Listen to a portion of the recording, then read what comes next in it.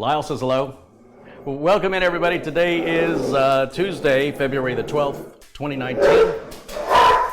And Lyle says hello. Oh, there he goes. There's Lyle. There he goes. Speaking of Lyle, if you remember back in 2013, I built this little Intel NUC. It's the next unit. Hey, you're squeaking. Stop squeaking. You need some oil? I built this Intel NUC, which is a Core i3, back in April of 2013. And it works great to this day. We just did a video upgrading it from Windows 7 to Windows 10. It was a free upgrade. But how far has the NUC line come in the last 6 years? That's what we're going to cover today with this video, where we're going to do a bare bones install. Buying a NUC, you still get the advantage of building your own computer. Settle. It's okay. He's excited that we're building a NUC. Yeah, it's a NUC. I know. Can you believe it? All right. Let's start things off the right way. Cheers. I got my Coke. I got my smile. I got a Coke and a smile. Tony Wallow kicks us off with a contribution of $1.99. Hey, thank you, Tony. Thanks for kicking us off with the contribution. We're going to wait a few minutes to get started to make sure people have time to jump in, get the notification that I'm live, and then we'll pick it up. In the meantime, let's say hello to some folks joining us in the chat. I know Lyle, it's just crazy. He's so excited. He can't wait for me to get started. I got my new 4K camera today, which I'm excited to start using, but I have a little bit of work to do. I'll show it to you, though. I'm proudly display. Your contributions all go back into the channel for things like this monster right here. This is the Canon, this is the XF400, and I'm hoping it's going to do what I need it to do with regards to being able to film all these live segments here in the kitchen in 4K and then still shoot all of the video capture stuff from the computers in 1080, because at 4K it'd be too small for you guys to see it, quite honestly. This is a monster, and it is... So far, I'm very impressed with it, although I've not had much time to use it much. It's a completely different format. You'll see it's even got an Ethernet port on the side of it. And even the SD cards go in. I'm trying to remember how the SD cards go in. They kind of go in like, I think they go in like this. Oh, there's a release. You move the release, and then the SD card slot pops up, and there's room for 2 of them in there. So you just push on that, SD card comes out. And put that back in, close that back down. And it's got a lens cover, which is really cool. I can put 2 microphone inputs, and I can adjust the settings on the microphones individually. They're on the camera itself, which is a huge upgrade from what I had. Can still add my wireless mic or a light on top. And got a zoom here. I can zoom. I can also zoom here, and my favorite feature is this little switch right here that says focus or zoom. So when I turn this dial, I can either use this dial to focus or flip the switch and use it to zoom. When I zoom this camera, it moves in steps, which is kind of hard for me to get it to adjust. But with this, I can get more precise to where, you know, I want to get right to the edge of that counter. And this sucker is big, it's heavy, so it makes me feel like I got my money's worth. The screen's also a lot bigger, so I can see much better versus the other screen. It's also infrared. I'm not quite sure when I would use that. And this top handle does come off. There's 2 screws right back here. And then you can pull this whole top piece off and use it, you know, like the regular camcorders that I've got with the 2 shoes if I want to put... you know, a microphone receiver and a light or something else on it. It also has the built-in stereo mics like the others, and yeah, it'll shoot in 4K. But I do need to get a 4K capture card. I've been working with the folks at Blackmagic Design with regards to that Thunderbolt adapter, and they told me that the Thunderbolt 3 to 2 adapter, they couldn't tell me if that would work or not, but they recommended the one by StarTech. So I ordered that one and sent the other one back to Amazon, and it still doesn't work. And then they said, okay, well, you can send it back to us, the Blackmagic unit, and we'll repair it or send you a new one. just fill in all this information. So I filled in all the information, and the guy says, well, you didn't fill it in the right spots on the form, so you have to do it all over again. I was like, what are you talking about? Are you guys new to computers? I mean, I hear all this great stuff about Blackmagic Design being higher end equipment, and yet something as simple as a form you guys haven't figured out. You know, at this point, I can tell you, getting that Blackmagic device to work has been an utter exercise in frustration and futility. It seems like it's really designed more for the Apple world. It doesn't really seem to play nice with Windows, and you've got to get everything just right. And even then, from what I'm reading online, you have to adjust all these little minute settings in order to make it work, and all the settings, like in the capture card, for example, have to be exactly matching OBS or it doesn't work right, so you've got to adjust it on both sides. I don't have any of this problem with Magewell. Just saying, the Magewell just works, and I don't know who these people are that are so brainwashed by Blackmagic Design, but their technical support is severely lacking. The technical ability of how they collect and process an RMA feels like I went back 25 years in time. And I think the same people who worship Apple and blindly pay all that money just to have something that says Apple are the same people that buy Blackmagic, and I think that's why they work well together. That's my theory. If you can tell, I'm pretty upset by it. I've got over $400 invested in it, and it still doesn't work. And for support to tell me I didn't write the thing in the right, you know, support can copy and paste and do it for me. They're the ones getting paid by Blackmagic. I'm not the one getting paid. So to tell me I've got to do the job twice, I think the person on the other end of the line forgot who's the customer and who's the employee. Be that as it may, I haven't decided yet if I'm just going to send everything back to Amazon and get a refund and say never Blackmagic again and stick with Magewell instead, or if I'll calm down, think about it, and give them the benefit of the doubt and endure, you know, what other nonsense they're going to throw at me next. Because now I expect it. Now I'm like, all right, this isn't going to stop here. What are they going to do next? So be warned if you're interested in Blackmagic stuff. People will rant and rave about how great it is, and then you get it and it doesn't work, and the support is just awful. It's not the representative necessarily, but the technology that they use is not what I expect from a company that's so expensive to buy and so well spoken of and respected on the internet that they would have me write things out in an email and then tell me I didn't put it in the right spot. It's insanity. Absolute unforgivable in 2019.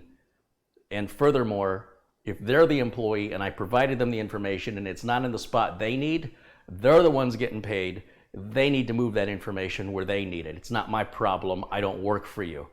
Anyway, I had to get that off my chest. I feel better now. Let's give a few shouts out here in the chat. We've got a couple contributions have come in. So let's see. Vern Mahoney joins us. David McGurran, Mark Baggett, Swiss Skynet, Michael Mancini. Hey, Michael, are you using that new PC? I know he just got it. Joe Vent, Renee Cousin, Art Awesome, Paul from Mars, Jamie Munoz, Magnum, Kevin Sears, West Walkthroughs, Andre Hernandez, Eric Desrosiers, or Rosiers, Pete Unwin, Tony Wallow, of course, Bloody Rage, Jacob Alvarez, Dave Stetzel, Philip Musto, Arto Resenin, John Craig, Stealth Mode, Patrick Rousseau, Ben Laird, Rick Hubbard, STS Tech, Michael Shaw, hi Michael, good to see you, John Peck, Levcar24, Nikolai Lukianov has contributed 50 pesos. Thank you, Nikolai. Stephen Bernstein, always good to see Stephen. Welcome in. John Banham, Jamie M. Polestar69, Ben DeCure has contributed $4.99. He says, hello, Kerry and chat. Hope everyone is doing well. Rick Hubbard has contributed £2. Thank you, Rick. Gil Zephyr says shalom.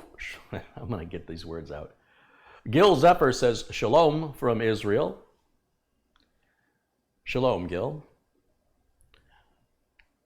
Paul Baxter, Dusan Pagler, Eddie Milne, Randy Parker, Gary Whitaker. Thomas M has contributed $10. He says, I'm a new subscriber.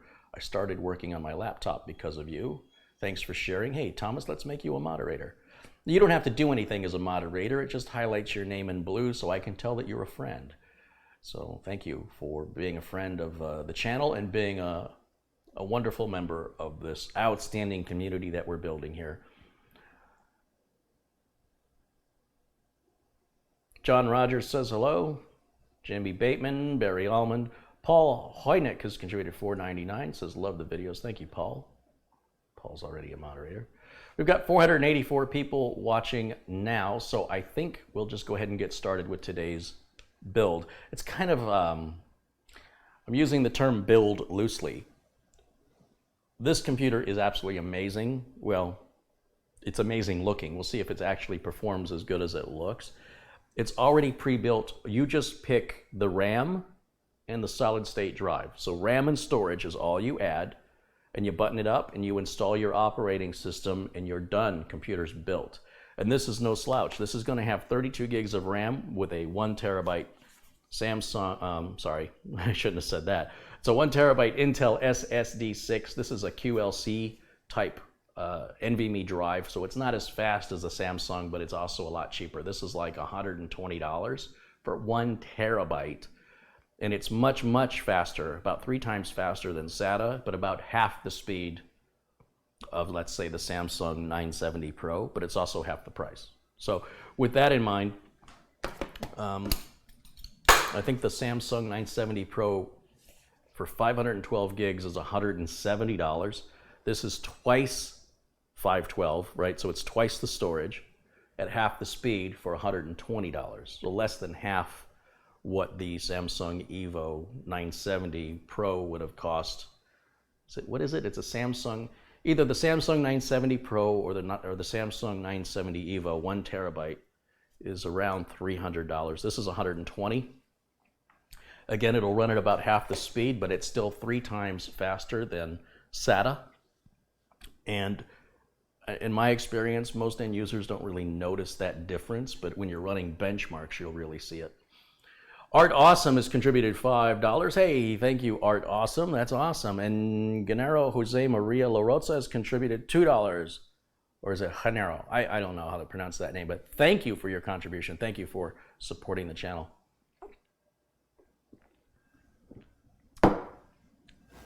And then we're going to use this memory here. This is the Ballistix Sport. 32 gigs is all this can hold, so we're going to max it out. I did the same thing when I built this. I maxed out the memory. That way, it's been running solid for 6 years. There's nothing wrong with it. It's always been a Core i3. So if there was ever anything wrong with it, it's just that it's always been a Core i3. Don't buy the i3. I don't care who you are. Just get yourself a low-end i5 or a Ryzen. Anything's better than the i3. It's fine for what it does. My wife doesn't complain about it, but I do. As you can see, everything's brand new in a box. Nothing's been rehearsed. Nothing's been scripted. Everything is live. Everything is real, genuine, and authentic. Mistakes may be made, and that's the way life is. And if you're going to build a computer, the kitchen is a great place to work. It's well lit. It's a naturally anti-static area because most kitchens are not carpeted. John Sudbury has contributed £1.99, and Dimitri is contributing €15, and he says, greetings from the Netherlands. We just had the daylight savings time change, and it's still throwing me off. So we got a little bit of a later start today, but this is a quick build. It should slap together relatively quickly, and it's so easy, anybody can do it. This is a bargain of a price. You can get these for $524. And wait till you see what it looks like. Wait till you get a load of this. They've changed the design quite significantly for this model. Here it is.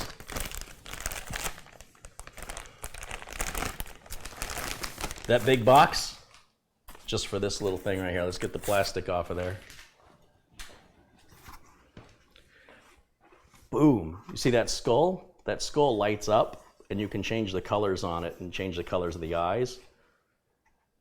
You got all your ports back here. You got your gigabit, your power. Power is obviously external.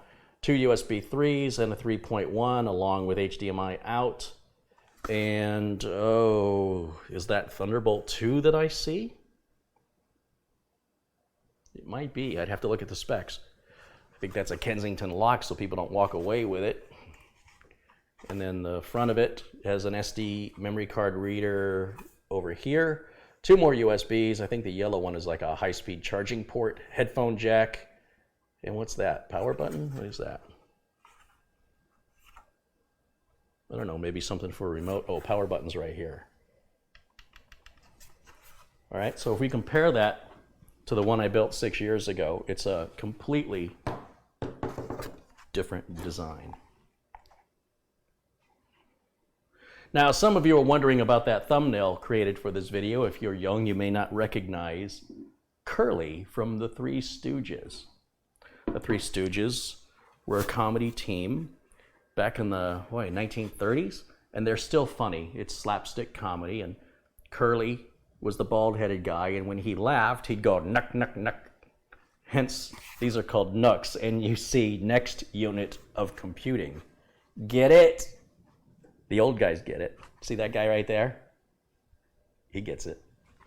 All right, so we're going to have to open this up. There's just 4 screws on the bottom to open it up.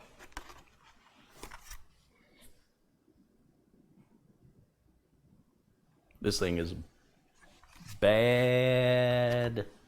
I better not say that. I meant bad in a good way. Let's see what's inside. Oh, I didn't finish opening what's in the box. I didn't finish taking everything out. We have, because it's a tiny computer, you get a tiny Go Faster sticker. So it only goes a little faster. Some documentation, safety information. Yeah, that can go over there. Some kind of warranty. We don't have to worry about that. It's a NUC. It's going to last forever. And this is the actual documentation here.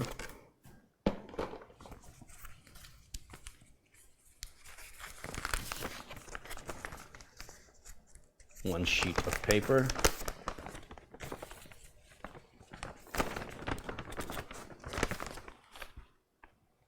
There's all your documentation.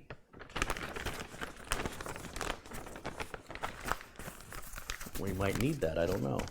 Now you say, Kerry, you're not into the whole lights and everything, and that, how's that really going to be a skull in a professional environment? Well, Intel's thought of that, and they're giving you, I think what this is an alternative cover that's a more professional, solid black cover with no LEDs if you're in a professional environment and you don't want that skull. I mean, let's say, for example, you're a surgeon. This may not be what your customers want to see on your desk, for example. It may not instill confidence. There's a VESA mounting backplate, so you can mount this to the back of a monitor, out of sight, out of mind. No one will ever know that there's a computer back there, just hanging on the back. The power brick is almost as big as the NUC itself. This is just for power. And of course, Intel includes the Mickey Mouse style power cable. You see how the end there looks like Mickey Mouse? See this, the 2 ears? Anyway, sometimes that's called a Mickey Mouse power cable, and that's why that's called that. And then we've got a couple of screws here. I'm imagining maybe for mounting the solid state drive, and I don't know what else because I haven't gotten into it. Everything's unscripted. I don't know anything about this. I've not in any way, shape, or form prepared.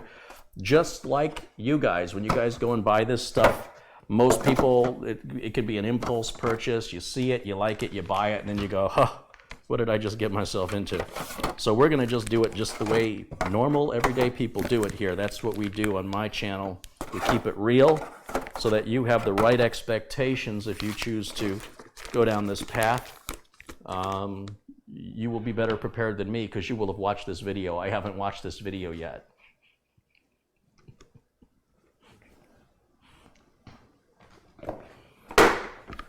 All right. This Intel NUC came with a box that when I opened it, it played Intel's theme tune, which was so annoying.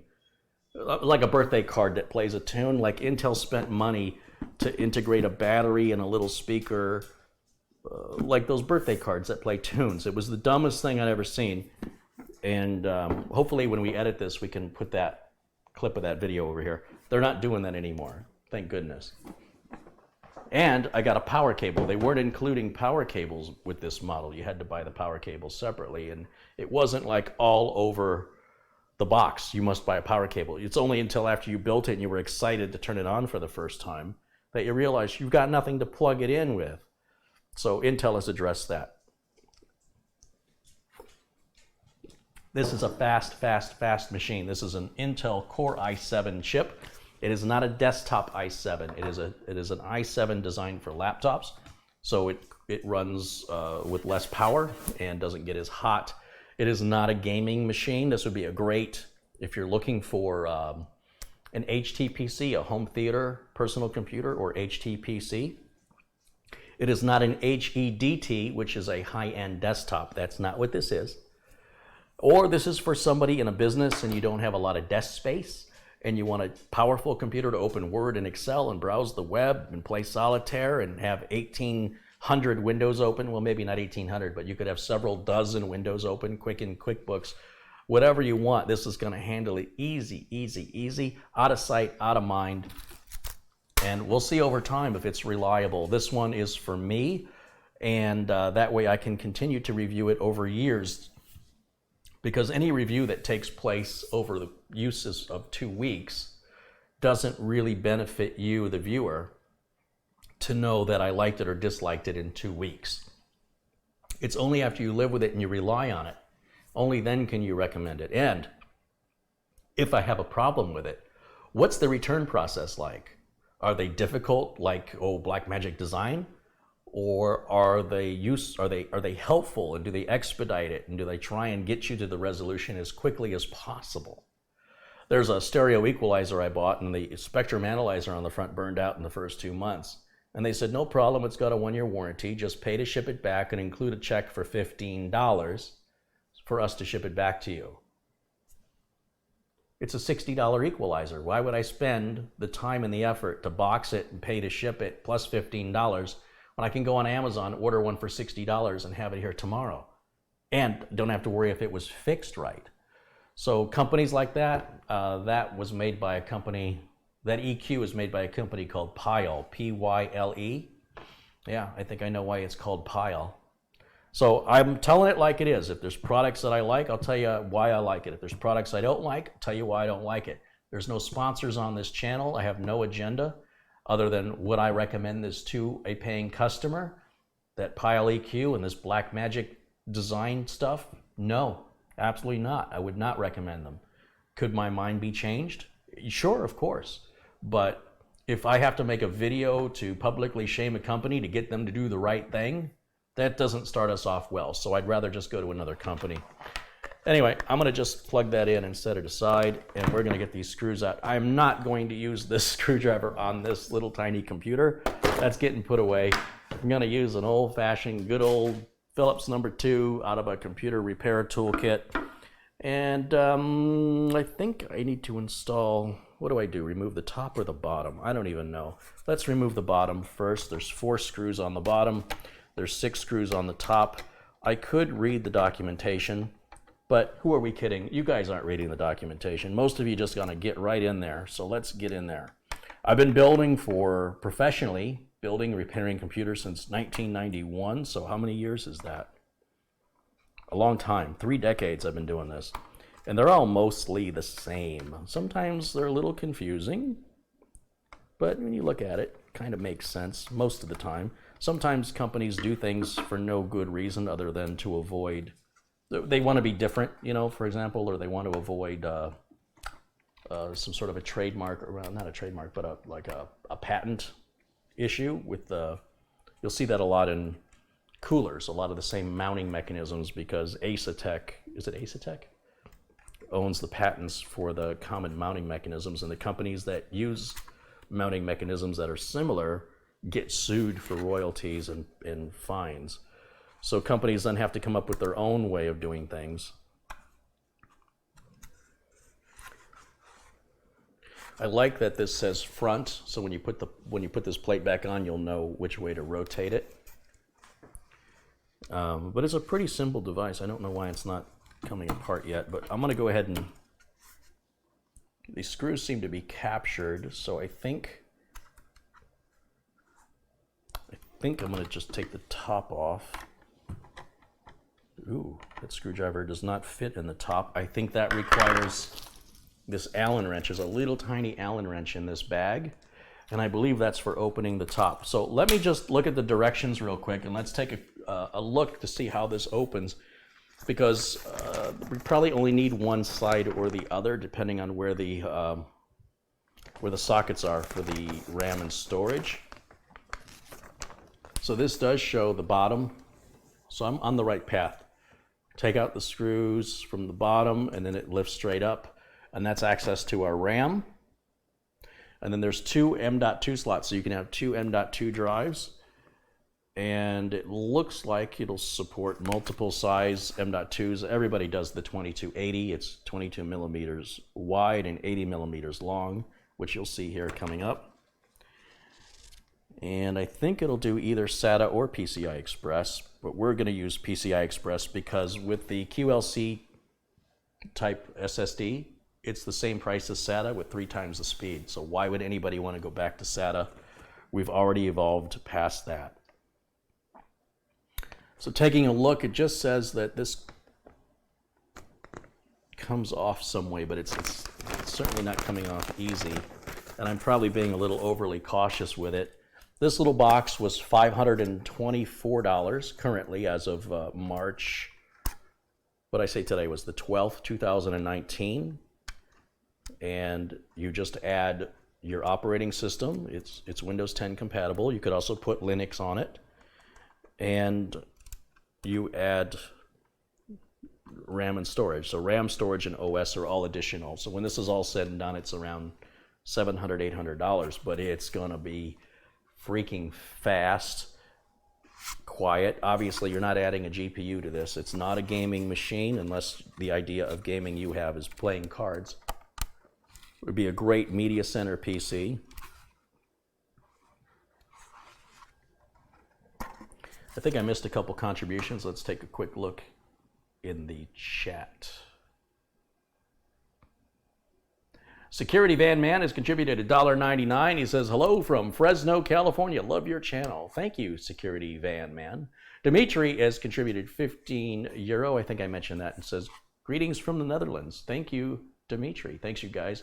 You guys are what make this channel possible. If you knew what YouTube paid, you'd wonder how foolish I am to be doing this. And I can't wait to get this camera. You have no idea how bad. I can't wait to get that camera up and running and take a look at what 4K is going to look like. I've been rendering out some videos at 4K, but they're up converted from 1080. So I'm wondering if these screws are supposed to come all the way out, and if that's why I'm struggling here.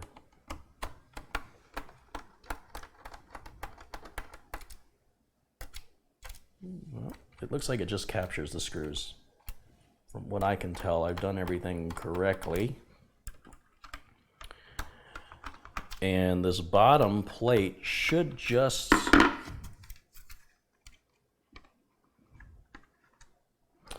So the way the bottom plate is in here, you'll see there's... If you look real close, you'll see there's these little metal tabs, and we got to pay attention to that when we put that back in. And sometimes these come straight out, and other times you have to take one sort of side up. See how I'm pulling on that? Oh, there it goes. That you'll see it's going to suck air in from here. So from occasion, you might want to get a little can of compressed air and blow that out when the machine is off from time to time to just clear the dust out. Total of 32. And then we'll put one here on the storage drive in one of the M.2s. I'll have room to upgrade if I want to. Does this have built-in Wi-Fi? I thought it did, but I don't see it on here. I would assume it has built-in Wi-Fi.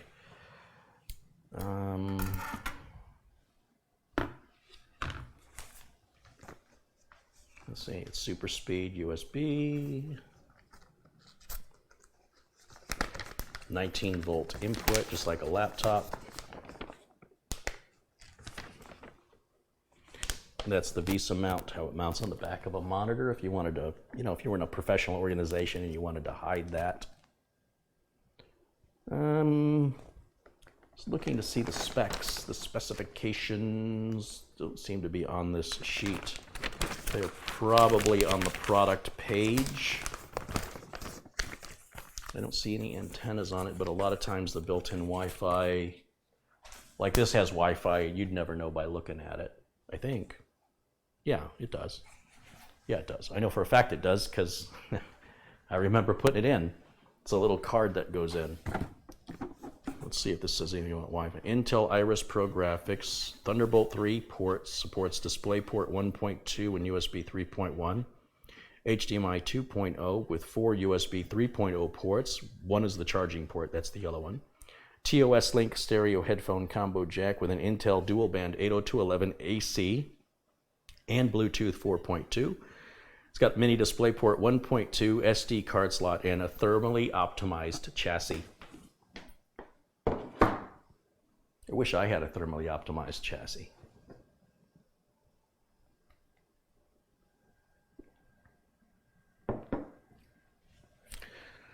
All right, let me see if I can move the camera here and show you a better angle.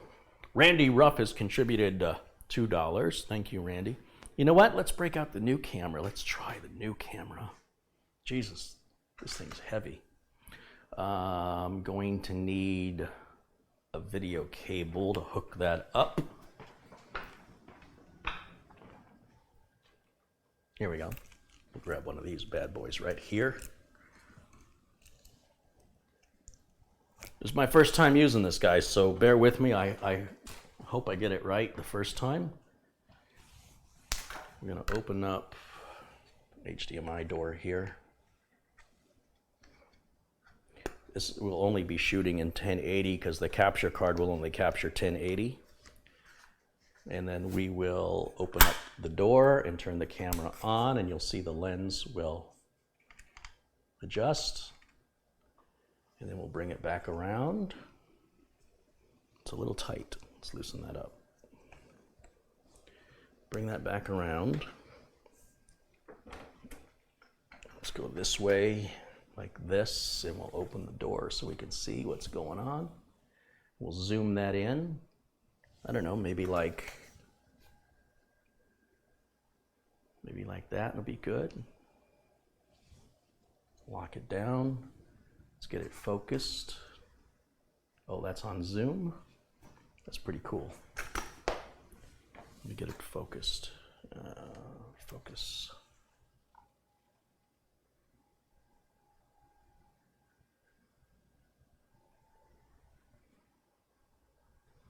I'm not sure. The screen's still too small for me to see, so let me plug in to the capture card. Let's go to port number 3 on the back of the capture card. Okay, and here we go, guys. First time I'm using this camera, running on batteries. I don't know how long that battery is going to last. Let's try. There it is. Ooh, pretty. I should bring this up higher. Let's bring it up higher. Let's go. Sorry, I need to extend. Here, I don't want to make you nauseous, so let's go back and let me just extend the legs on the tripod as high as I can get it.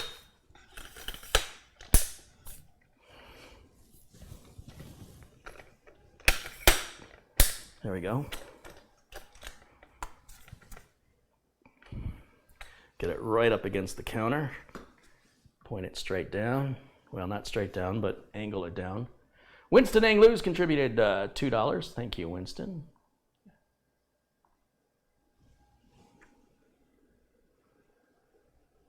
There we go. That looks pretty good, right? You guys can see that good. Make sure we're sharp. I think that looks pretty good. All right, look at me, like I knew what I was doing. The camera just arrived in the mail just like 90 minutes ago, 2 hours ago. And already it's put to work. So for the RAM, we can get that done first. It's super easy. This is the 32 gig kit of Ballistix Sport gaming memory. I did not have to buy this memory. I could have bought slower, cheaper memory. But sometimes, for a few extra dollars and a peace of mind going with a company I'm familiar with that I know has good support is worth it, just for the peace of mind. When you take the memory out of the package, in this case, this is going to open like a clamshell here. Just grab a corner, open that up. And don't bend the memory, bend the package. So when we want to get this memory out, just bend the package and you'll see the memory comes right out. And this memory has little metal heat spreaders on it, which is good because this is going to be a hot chassis. You can just tell from the design. The way that this memory is going to go in, you'll see that there's a notch cut out and there's a notch in the socket. So rotate it accordingly and put it in on an angle. You see those little gold fingers right there? I'm going to put that on an angle and we're going to push that in until the gold fingers disappear. And then just push it down and it'll lock into place. There's 16 gigs of memory installed. And we're just going to repeat that with the other module. And this stuff we can just set right over there. And we're going to put this in just like that. Gently press it in till the gold fingers are gone.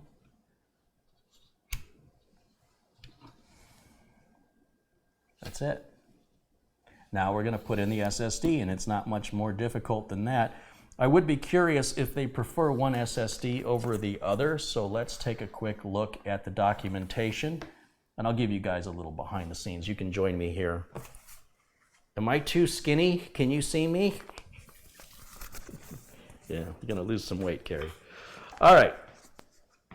Let's take a look one more time at what it says about these M.2 slots.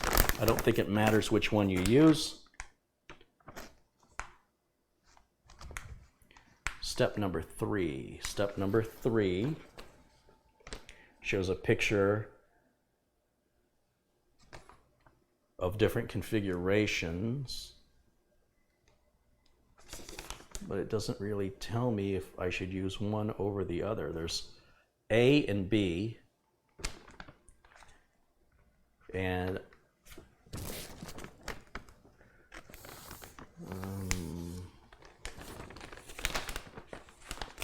I don't know if one is faster than the other, or if they're both equal, or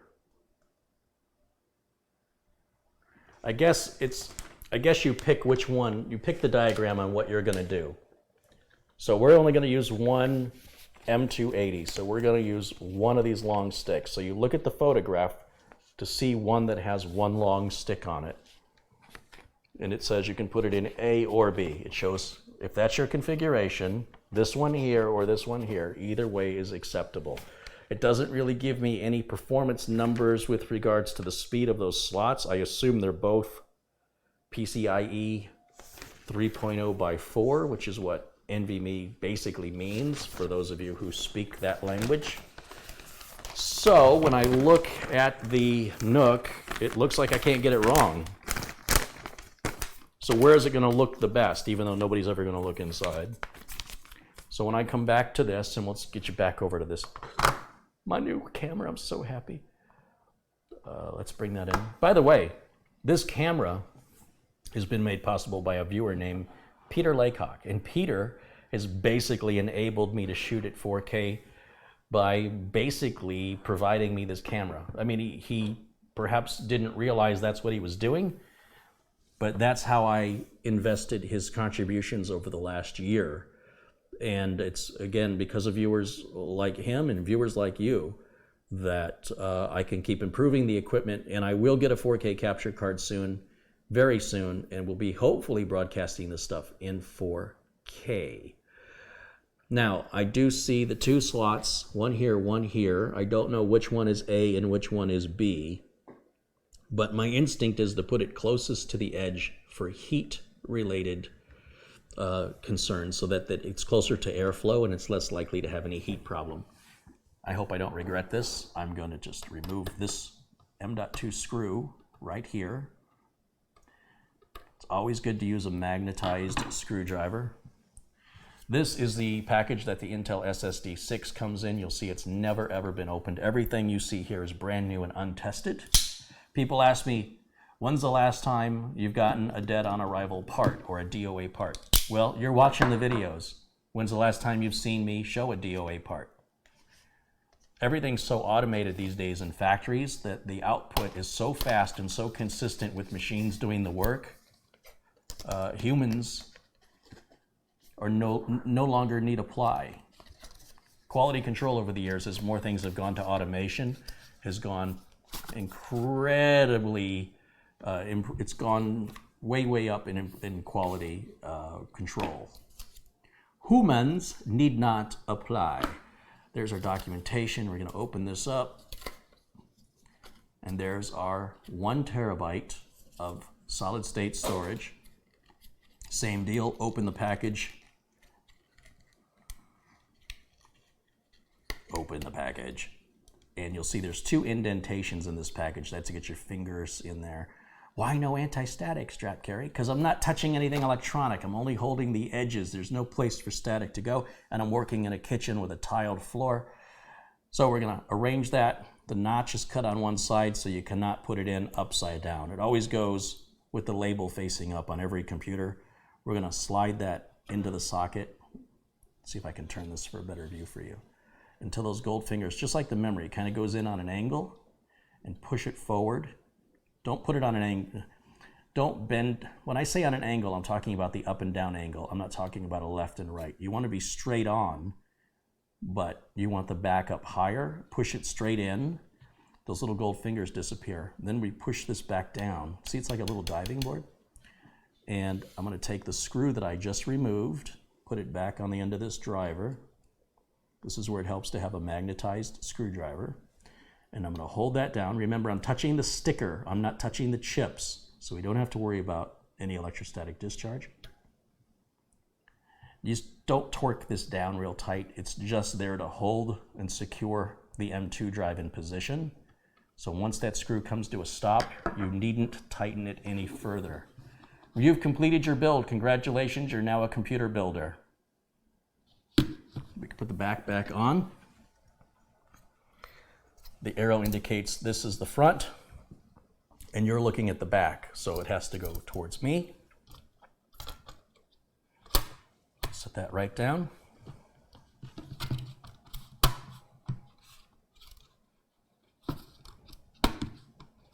Kind of clicks into place. Tighten those 4 screws back down. 1. Once again, you don't need to torque these things down. Once they come to a stop, you don't need to take it any further than that.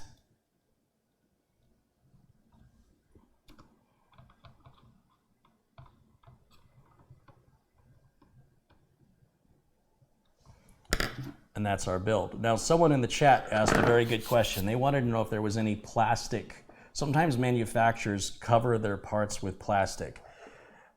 We can check it. I don't believe I saw any, but it wouldn't hurt to check. And just to demonstrate how easy it is to get back into this, you don't have to go, oh no, I have to open it back up. It's just 4 screws, just like this. Because it wouldn't hurt to check. It won't hurt necessarily to leave the plastic on the RAM, but the idea for those heat spreaders is to help dissipate heat. And if there is plastic from the manufacturer, that's going to interfere with the efficacy of those heat spreaders. So we'll pull this right back off. See how it came off easier when I knew what I was doing. And what we're talking about is there any plastic on this RAM module? And if I grab a corner of it and try and peel,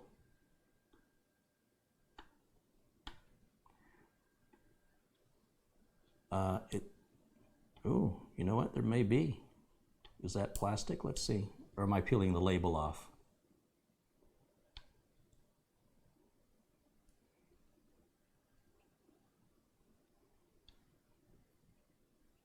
Oh, wow.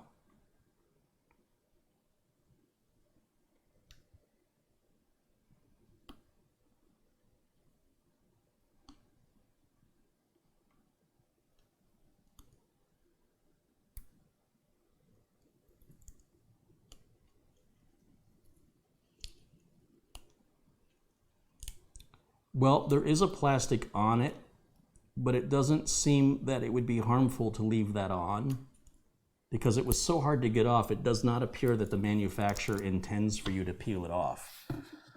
That would be my guess. Let me check the other side because it's on one side, it's usually on the other. And I imagine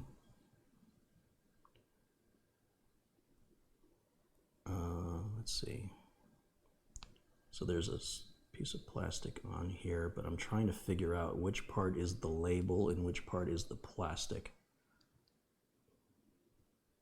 See, that whole thing is the label. So that's not even a metal heat spreader, it's a sticker.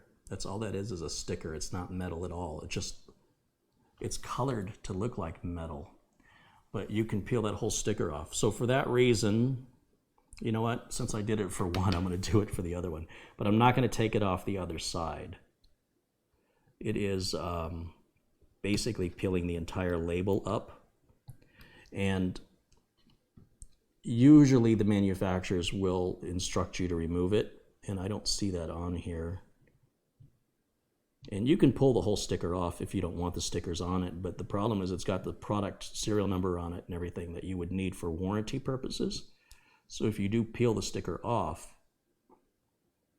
you'll need to save it, just in case you ever have a warranty issue. But you can see the way that right up in that corner when I'm working on,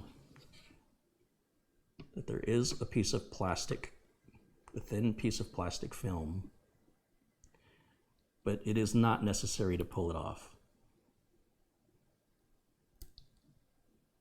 See how it does not come off easy, so it doesn't appear that they want you to take that off. But I have, my OCD, and I like everything to be the same.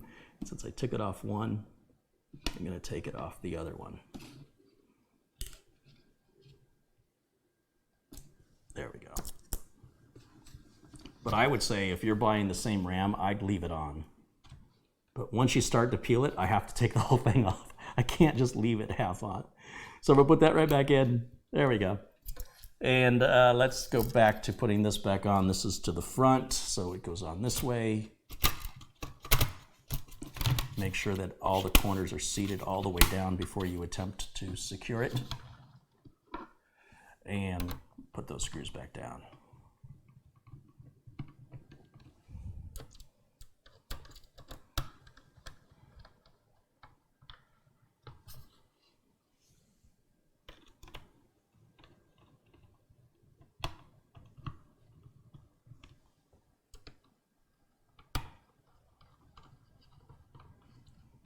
Okay, so there is the unit completely built.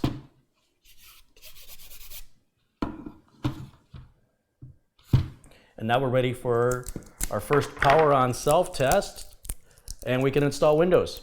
Let's get that done. Let's get rid of this camera. I'm glad that my new camera works. If you guys ever see Peter Laycock in the chat room, you've got to give him a huge virtual hug, because that's a generous man. All right, let's get this camera out of the way. I'm done with you for now. And we'll get this closed up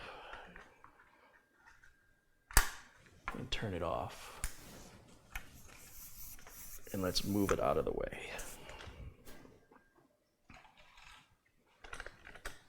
All right, I'm done with that and that.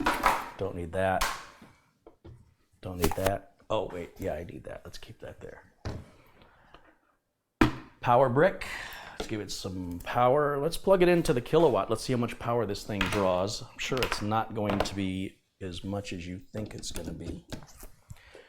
And those extra parts and the Go Faster sticker. Let's put the Go Faster sticker inside of here with the extra parts, just like that.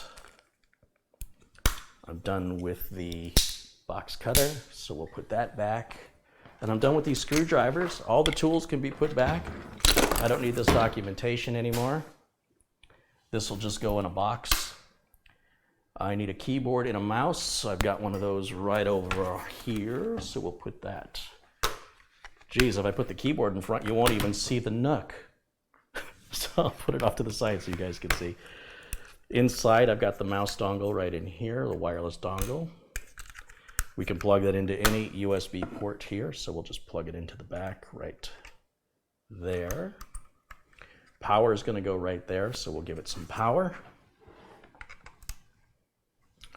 I need an HDMI cable, which I have down here, to go into the capture card. I don't have a monitor. Do you mind if I use your monitor? We've got 946 people.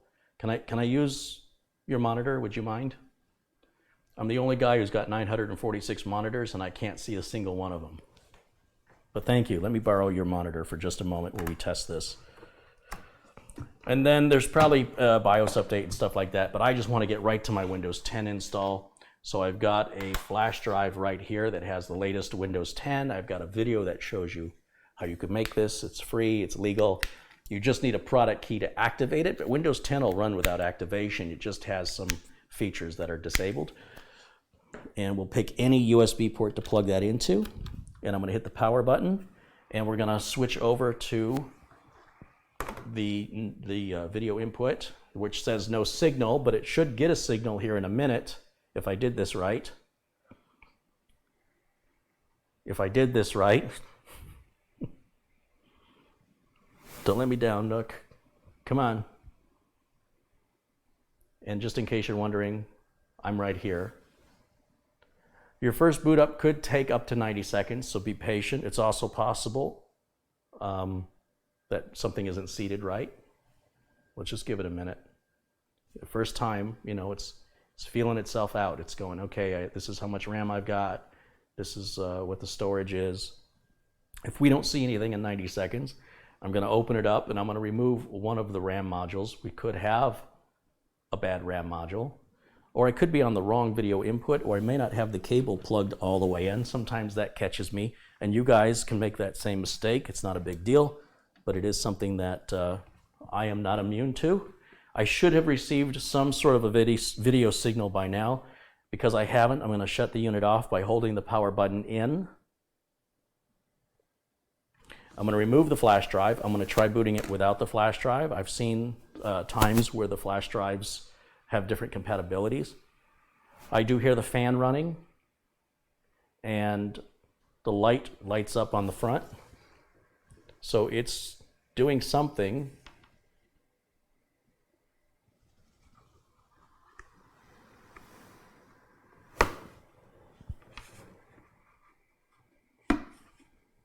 So let's give that a second. And again, could be RAM may not be seated right. So it's no reason to panic yet. Not yet. This is part of the building experience and sort of the anxiety that comes with it. But just be calm and carry on. That's why my name's Carrie, right? And again, just to be thorough, I'm going to take the, I'm going to hold the power button in until the power switches off. And I'm going to remove the other USB device, which is the wireless dongle. And one more time, I'm going to try turning it on one last time.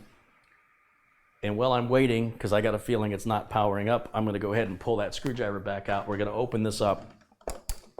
Normally, if you do it right, you should be able to get it done right the first time. And I want to make sure I'm in the right video selection as well. So let me just verify my software is enabled properly. So give me just 1 second here. It's been booting just fine. I was on the wrong input device. So we're good. It was my fault. When I was using your monitor, I plugged into that guy's monitor instead of plugging into yours. My apologies. So let's do this all over again. This didn't happen. All right. For the sake of editing. All right, guys, I need to use your monitor. Would you mind? We've got 994 people watching. So I'm the only guy who's going to have 994 monitors, and I can't see a single one of them. But I want to use your monitor, and we're going to turn this bad boy on right now. Here's my wireless mouse dongle. I'm going to plug it into any USB port. I'm just going to use one in the back. Here's my Windows 10 installation USB. I'll put a link in the video notes on how you can make one of these. It's completely free. It's completely legal. You can run Windows 10 basically in a trial mode indefinitely, but it'll have a watermark on it that says you need to activate, and it won't let you make some modifications to Windows 10 until you pay for it. But in the meantime, you can still download and install it for free. We're going to do that right now. So I'm going to plug this in right up here to the front. Right here's my power button, so I'm going to press that, and we're going to go to the video input. All right, guys, I'm using your monitor right now. Here we go.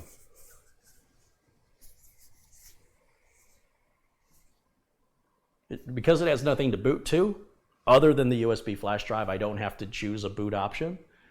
The SSD I put in is blank. It has no partition, no format. So the only thing this can possibly boot to is the flash drive. Now we're going to do our standard Windows 10 install that you've seen me do a dozen times before. Just click Next and Install Now. And watch how fast Windows 10 installs. Right here, when it asks for the product key, just look down here. It says, I don't have a product key. That's so you can install Windows 10 in trial. I will be putting Windows 10 Pro on here and hit Next. And then the next screen that comes up is the end user license agreement, which everybody reads and understands. Hit the custom button. Always choose custom. There's only one place to install, and that's that Intel 660p 1 terabyte NVMe SSD PCIe times 4 Gen 3. What? Yeah. And hit Next, and now Windows 10 is going to automatically partition and format and install Windows onto that solid state drive. All we have to do is wait just a couple minutes. Wait and see how fast this is going to go. This is absolutely mind-blowing, I think. You know, I've been so impressed with the old NUC from 6 years ago. I'm anticipating just what a rocket ship this is going to be. And I believe there's some Intel software to control the skull. You can light it up or turn it off and change the colors. I believe there's software you download for that. Okay, so while we're waiting, if anybody has any questions in the chat room, I'd be happy to address those right now.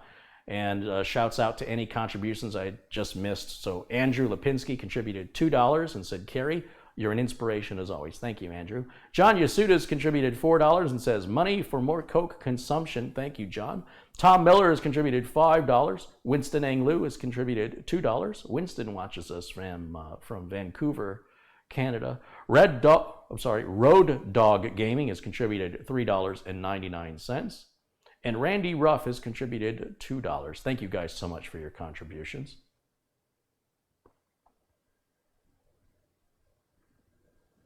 Carrie, download the AMD drivers. I'm pretty sure an Intel system does not take AMD drivers, but thanks for the advice, which I will not take.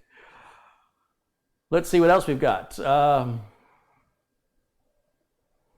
Austin Valdez says hello from Colorado.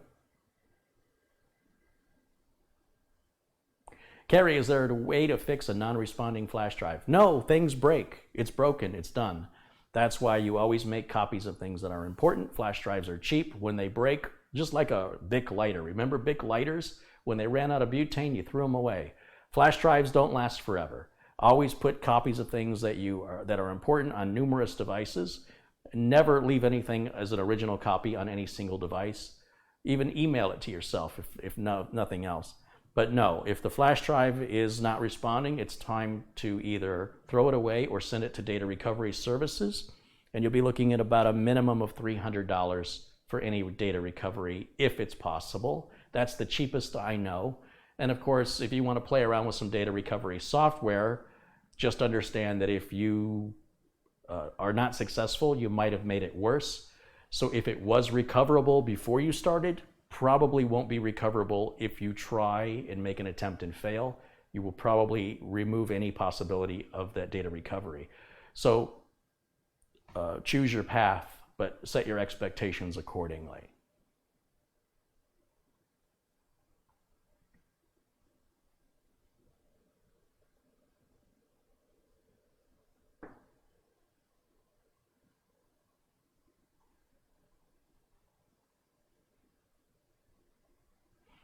William Lynn says it's the LED Manager software for the Intel NUC. There you go. Yeah, I figured there had to be something like that.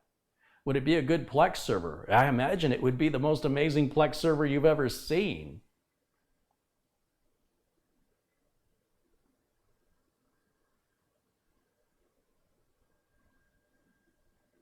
Are we ready for our first reboot? That's how fast Windows 10 just, man, it's already rocking. Here we go. Rebooting.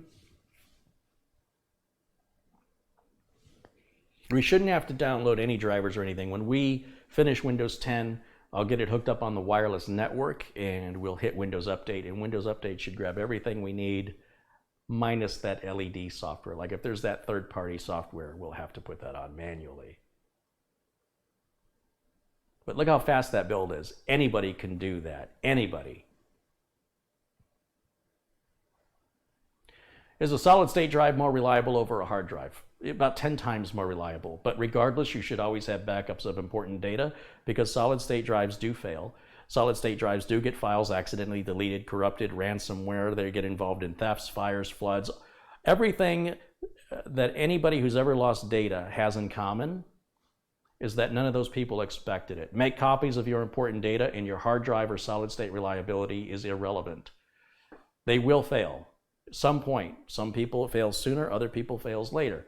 There's no way to know. Should I buy car insurance for my car? Am I going to get into an accident when I go out on the road? Maybe, maybe not. You get insurance. So if an accident happens, you're covered. If you have important data, back it up. And if your hard drive fails or your computer's stolen or if there's a fire, there's a flood, there's a theft, there's an accidental deletion, there's corruption, there's ransomware, there's viruses, there's Trojans, there's viruses, there's all kinds of reasons why people lose their data, and none of it's a big deal if you have a backup. You just simply reinstall your stuff or recover your data. It's really simple. It's aggravating, but not as aggravating as sending your hard drive in for data recovery and spending upwards of $1,200 and waiting 2 weeks and maybe getting 80% of it back, you know? Only you can prevent data loss, and nobody cares about your data more than you do.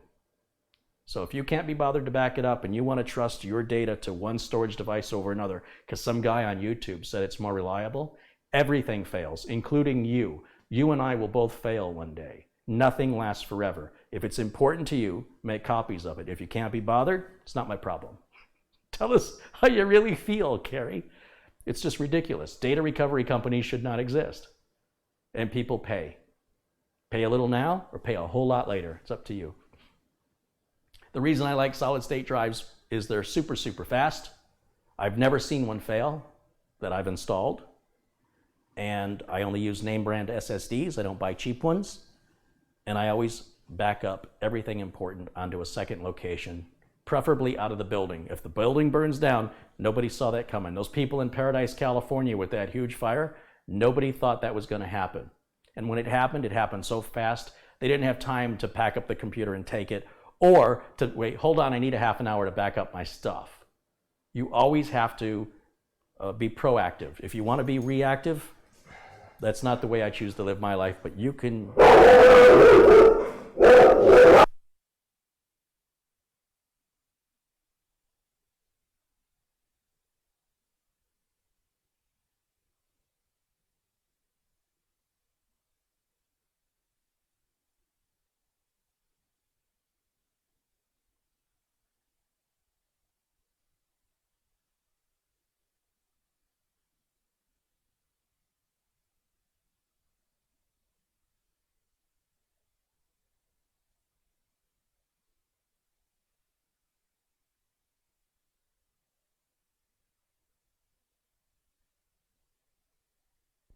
Okay. Yeah, so anyway, we're already done with the Windows 10 install with the exception of picking our language, which here was, or a region rather, is United States. And our keyboard layout. We don't want a secondary keyboard layout. We can hook up to the Wi-Fi. I'll put it on the guest network.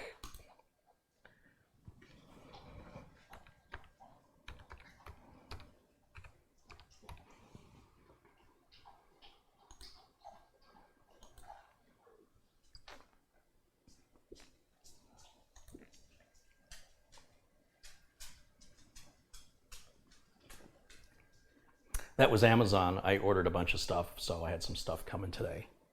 So that was just Amazon bringing me some stuff. I think that may be my 4K capture card. So I can't wait to get that installed. Setting this up for personal use. I don't want to use a Microsoft account. I want an offline account. It says, yeah, don't you want to sign in with Microsoft instead? How many times do I have to tell you no? And we're just going to use a username of I don't know, what should we call this? Skolnick. Welcome to Skolnick. Can't see my screen, it's too small.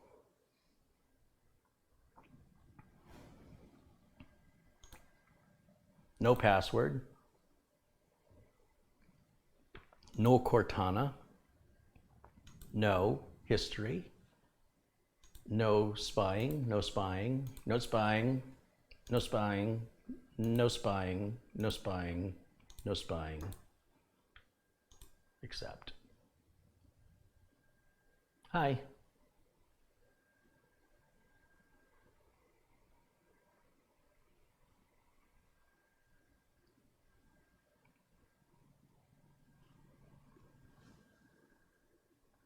Think you guys can handle that? That's how difficult it is to build a computer in 2019. And not just any computer, a fast computer.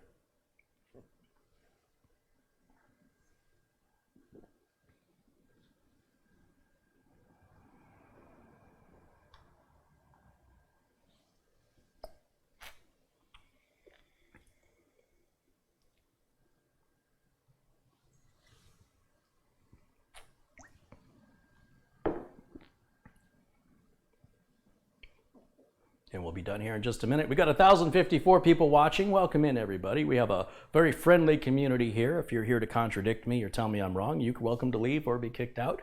This is a supportive community where each other encourages and supports the other, or we keep our mouth shut, which is really the easiest thing to do. And there's always room for more welcoming, friendly, happy, supportive people as we build our community as a safe place on the internet. And anybody who doesn't like that, we can leave voluntarily or be kicked out. It's just one click of the mouse. Well, 2 clicks of the mouse. So I see a couple of that. As we grow bigger, we sometimes attract the wrong crowd, and they don't last long here. If they want to create a new account and come back in and behave, they can certainly do that, but I don't have time to babysit. All right, so let's go to Windows Update right now, and let's grab all the Windows updates. Well, looks like a video driver just went in. When you see the screen blank out like that, it's already grabbing updates in the background. So when we grab updates, there's probably going to be a few that are going to fail because it's already updating in the background by itself. So don't worry about that if you see that occur. Like if you see any Windows updates failing on your first, like right away, you see all these updates right here, no worries. Some of these are going to fail because they're already installing as I'm downloading and trying to install them. You'll see. In the meantime, I can eject my Windows 10 flash drive. Always make sure that you use the eject option, unless you don't care about the lifespan of your flash drive or the data being corrupted on it. You should not just pull it out without stopping the service or shutting the computer off first. Just because you've been getting away with it doesn't mean you'll continue to get away with it forever. That's how you get a bad flash drive real quick. If the NUC has Thunderbolt 3, could you install an external graphics card via an adapter? Sure, I don't see why not.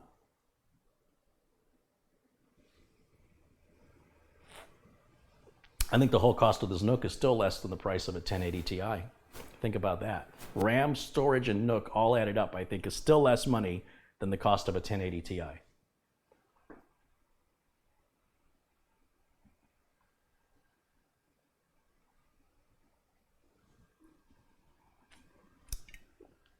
Do you recommend Windows Defender for antivirus protection? Well, viruses aren't really a problem these days. Mostly it's malware. Whatever you get for free, you can't hold anybody to blame when you get infected. If you're relying on your security from a free piece of software, then I think you're a fool. People have money, they just don't want to spend it. I don't care what anybody's excuse is. If you're not paying for your antivirus and you're putting your identity theft potential into the hands of a free antivirus company, you get what you deserve. I'm sorry, Windows Defender by itself is not enough. You will need a paid solution such as Malwarebytes Premium or MCSoft. Those are the two I recommend. There's several others you can use, but if you're not paying for it, there's nobody you can complain to. There's nobody there to support you, and there's nothing to complain about. You got what was free, which is basically worthless. other than consuming resources and creating a lot of pop-ups on your screen. Programs like AVG, Avira, Avast, all they do is fill you up with pop-ups, and they really don't do much in terms of protecting you. It's security theater. Makes you feel like you got protection, and you do have some protection with them, but it doesn't compare. You don't get the kind of protection you get with a paid solution from a big, from a popular, well-respected company like I was going to say Kaspersky. Some people don't like Kaspersky, but there's ESET, Nod32. There's, I don't know, in the chat, they'll probably tell you what they're using. But if you use a free piece of software, you get what you get. And it's no. If you're going to ask me if it's any good, if it's free, it's not any good. Not when it comes to security. If you're just pawning off your security to somebody to protect you for free, good luck with that plan in life. Trend Micro, sure, Trend Micro's good. I don't care what you use for antivirus. I'm not here to sell you antivirus. I'm just telling you, if you pick a free one, you have no support, and you're going to get a lot of advertising and pop-ups, because when the product is free, the product is you. And the security, the way it's going to protect you is far inferior to all the paid options. Is that good enough for you? I don't know. What's your identity worth? I guess it's worth free. Nothing. Go for it. Let somebody take your social security number. I don't care. But you asked, and I'm telling you, if you were my customer, I would not support you, because you would put me out of business, potentially. It's too much liable. If you want to be reactive instead of proactive, I don't live my life that way. If you want to wait until your identity gets stolen to deal with it, you live your life that way. I can't maintain a business that way. Everything has to be proactive. We spend a little bit now, so we don't have to spend a lot later. So, but do what you want. It has no impact on me. JD Harris has contributed $10. He says, hey, Kerry, I'm finally able to attend a live broadcast. I'm so glad to be here. Hey, JD, we're glad to have you here, and thank you for your contribution and your support. I really appreciate that. I'll make you a moderator, my friend. Maybe that'll get you in here a little more during the live. I know there's a big time difference from people that watch around the world. Not everybody has a social security number, for example, but people all have identities, and they're all available to be stolen. And if you're going to if you go out on the internet with 100,000 new threats released each and every day, and you're going to rely on a free protection software, wow, that's all I can say. You don't comprehend the dangers of what you're doing. The internet evolves at a pace that you couldn't even comprehend. Each and every hour, do you have any idea how many new threats are released? It's mind-boggling. Kerry, do you have any thoughts on semantic endpoint protection? It's typically used in corporate offices and things like that, where semantic does a very good job. Semantic doesn't really shine, in my opinion, in the home environment, but in the business environment, where you've got a server and you've got to monitor hundreds or thousands of workstations, it's really good.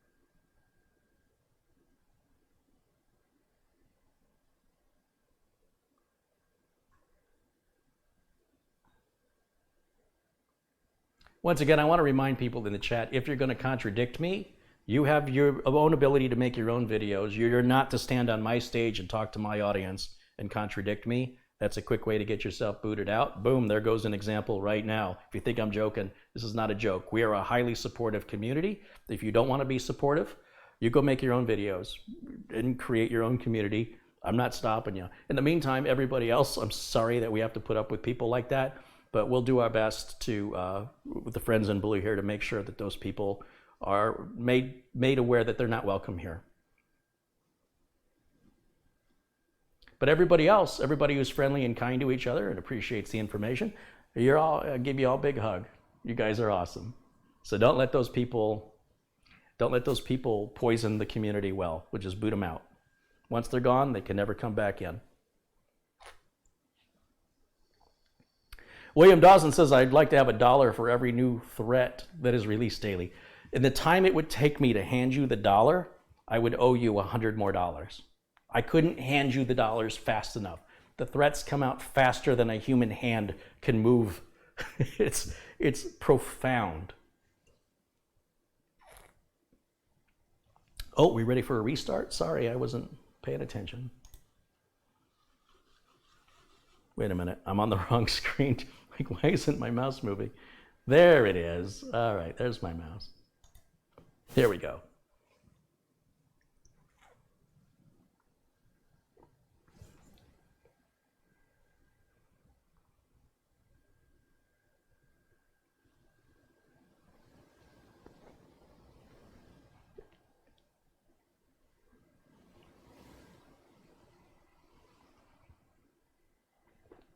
Jamer says, the only person I'm not agreeable to is myself, right? I'm the same way. I'm my toughest critic. Nobody's harder on me than me. You can't hold a candle to my inner voice telling me I can always do better, no matter what I do. It's sad that there are so many threats and attacks. Well, that's the reason there's so many threats and attacks is because they work, because people don't think they need antivirus, or people think they can rely on free antivirus, or people think they know everything and they don't need an antivirus because they don't do those kind of mistakes. They're completely oblivious to the exploits that exist in the software they install and the chips and the chipsets, the CPUs. There's all these different exploits, and just being connected to the internet is all it takes. You don't have to push any buttons, just powering on the machine. The blaster worm really confused a lot of people when that happened. If they weren't behind a router, they instantly got infected. Brand new machine, out of the box, plugged it in, and by the time the desktop came up, they were already infected. That's how it works. It's hard for non-technical people to understand that. Other people think they're technical people, but they don't actually understand the depth of it, because a good virus is one that you don't even know you've got. So if you don't have an antivirus to tell you have a virus, how would you ever know? That's the kind of logic. It's like, if I don't see it, it doesn't exist. We don't use that kind of insane narcissism. It reminds me of Hitchhiker's Guide to the Galaxy, where you could get these glasses, and if danger appeared, the glasses turned black so you couldn't see it, and therefore you wouldn't panic and everything would be okay. Hence, don't panic. If you see that a lot, it's a nerd reference to a 1970s novel by a man named Douglas Adams, series of novels called The Hitchhiker's Guide to the Galaxy. And it's very satirical. But it's this idea that, if you stick your head in the sand and you don't see the danger, then the danger doesn't exist. These days of viruses causing your computer to put random stuff on your screen and be annoying, that was in the 80s. This isn't the 80s or the 90s anymore. Viruses is a multi-billion-dollar industry, and it works. And as long as there are people out there giving out bad advice that you don't need antivirus, those are the people who are the ones who have the viruses, and they don't even know they've got it. So be aware and be very, very wary of people like that, because it's the same kind of guy that walks up to you and says, hey, did you know the word gullible is not in the dictionary? And then you go and look it up and they laugh at you. Those are not your friends. Those are just jerks. And that's all you need to know. And when I ban people like that, what I know is they will never say anything that's useful to our community. So I never regret banning anybody like that. Once they've made it clear that that's their state of mind, they offer no value to this community. Let's go to Windows Update and check for updates. But the good news is we've got 1,010 of you watching right now, and you're all awesome, and we've only banned 2. 2 out of 1,010 is pretty good. I like that. I'll take those numbers all day long. We got a few more contributions. Let's give a few shouts out to some more awesome people in the community. Tay London has contributed £14.99. Always great. Taylor England, thank you. And another one comes in from Steve Caruso, contributing $15 US. He says, I have a desktop I would like to donate to the channel. I will email you for info.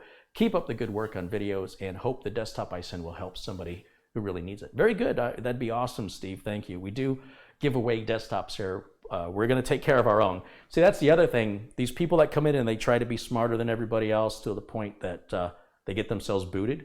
They'll never win a computer. They'll never get anything. This is how karma works. You get what you give. People don't like a know-it-all. You're better off coming in and being nice and keeping, if you disagree with something, it's okay to say, hey, I disagree, but I respect your point of view. There's no problem with that. But if you don't say anything at all, that's even better. And you have a YouTube channel, you have a cell phone with a camera. If you know so much, fire it up and create your own videos. I would love for you to do that. If you know so much and I do such a terrible job, show me how it's done. It's real easy. You got a cell phone, why aren't you doing it? Whatever your excuse is, if you're not doing it, then nothing you say has any value to me. Unless you're positive and supportive, in which case you're awesome because you're an awesome person, and that karma will make you a happier person and a better life. That's just the way nature works. I can't explain it, but we've witnessed it enough here on the channel to know that it's true. So I've got all the Windows updates installed now. Let me go and make a few modification changes that I like to make to Windows 10. One is I like to get rid of this people thing over here. Let's get rid of that people, show people. I'm not a people person. And then let's turn off drive indexing to free up some solid state drive space. We'll right click, go to properties, and uncheck the indexing box. Click OK and continue. And then we're going to hit ignore all and let that process. And while we're waiting for that, we can go to the command prompt. Whoops. Hold on. There I am. We go to the command prompt. It helps when I use the right keyboard. I have two keyboards here. And we're going to disable the hibernation file. If you have 32 gigs of RAM, then you have a 32 gig hibernation file eating up precious space on your solid state drive. Hibernation files are for laptops or battery operated devices. It doesn't make sense to run it on a desktop. So power CFG -H off disables that and frees that 32 gigs up. And I type exit, that's going to bring us right back. Now I'm going to go in the control panel, CON, that'll take us to the control panel, and we're going to do our traditional large icon display, which is familiar to me since I've been in this business a long time. I like what's familiar. Click on the system icon, we'll go to advanced system settings, scroll to settings under startup and recovery, and uncheck the automatically restart. And that's if there's a blue screen error, the screen will freeze on the blue screen instead of restarting without giving you an opportunity to read what the screen says. I ask my customers to take a picture of the screen with their phone and send it to me for me to help them. But if it's on automatic restart, it happens in a flash, nobody can read it. It's there and gone.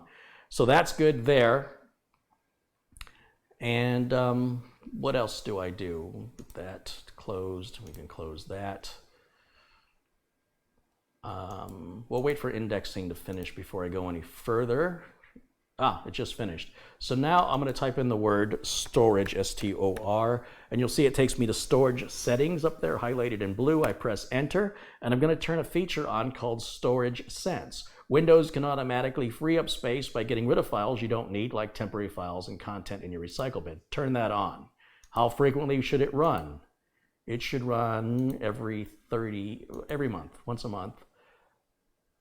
Temporary files every 30 days, and let's free up space now. This will take just a moment as it runs and it clears up those Windows updates, any temp files. Again, solid state drive space is precious, and we want to clear that up as much as possible. That already appears to have finished, and let's restart, and let's see how long it takes for this bad boy to boot. If you've got a stopwatch, get ready to pay attention to how many seconds this is going to take. Are we ready? Set. On your marks, go.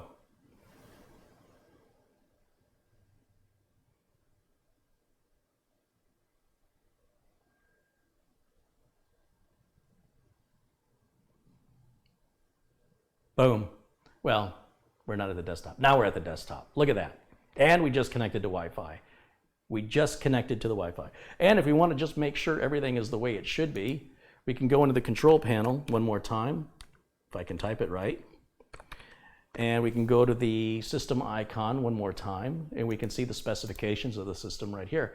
32 gigs of RAM, 31.9 is usable. That's because the graphics card is built in and it needs to steal some memory from your system memory. Each graphics card has to have its own RAM, but built-in graphics steals memory from your system. So if you only have 2 gigs of RAM, which is not really enough to run Windows 10, it'll crawl Windows 10, but it won't run it.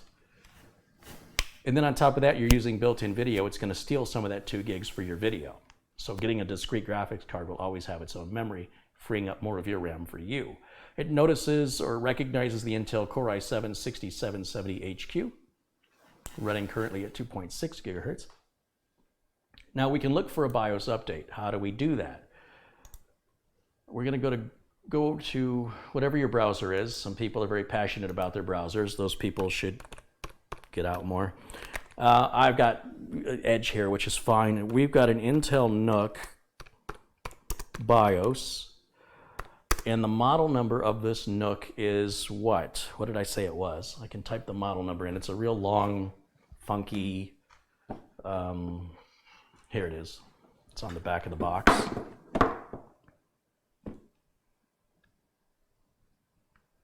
Where is it? I got a version number, a UPC code. Here it is. It's a 6i7 KYK1.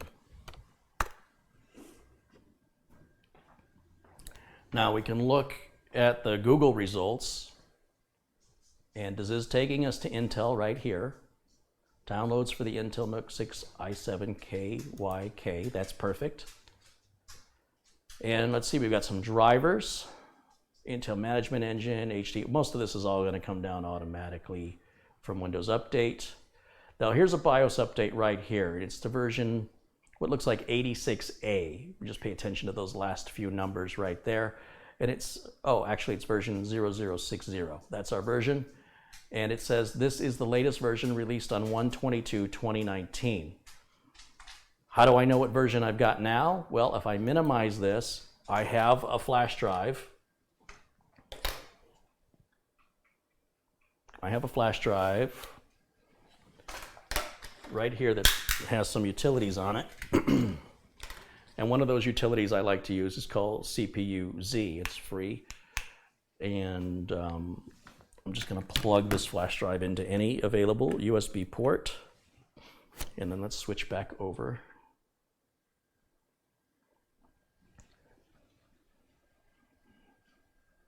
And let's go to the USB drive. Right here. CPU-Z's right there. Click yes. Let's get this out of the way because I don't need to look at that. And this tells us all about our chip. This tells us all about our main board. And it tells us our BIOS version right in here. So if you look real carefully, because Intel's a little tricky about this, it looks like our BIOS version, my screen is way too small, guys. Let's see. Now I can read it. 54. BIOS version, right where the mouse is pointing, is 54, 0054. And the current version is 0060. Now you don't have to get 55, 56, 57, 58, and 59. You just get the latest one. And so the way I'm going to do that, remember I just minimized the browser here. And we're going to say we want this BIOS update. And it says, do you want OS independent? Sometimes there's one that works within Windows. Which file to choose? UEFI BIOS allows updating the BIOS from the shell, requires a USB flash drive. UEFI BIOS update. None of these say that. Oh, right here, UEFI. So we'll grab that file, accept the license agreement, save it. It's only a 6.6 meg file. It should download rather quickly. We'll just take a moment while we're waiting for that. And while I'm waiting, I have a flash drive that I will show you. This is a blank 2 gig flash drive, and I put a little sticker on it that says BIOS. Every time I use this, I always erase it when I'm done. You only use a BIOS file once, and you never use it again, unless you have a bunch of the same board. But once the BIOS is flashed, you never flash that same version again. So I always keep a blank FAT32 formatted or just FAT formatted flash drive so the BIOS can read it. And I'm going to put this into another USB port here, if I can find one that it's, yeah, we'll put it in the back. There we go. And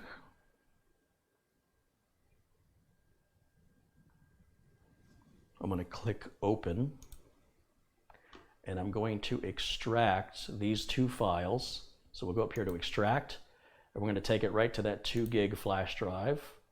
Oh, see, I left a BIOS on here from an ASUS board. That's okay. Let's go ahead and say,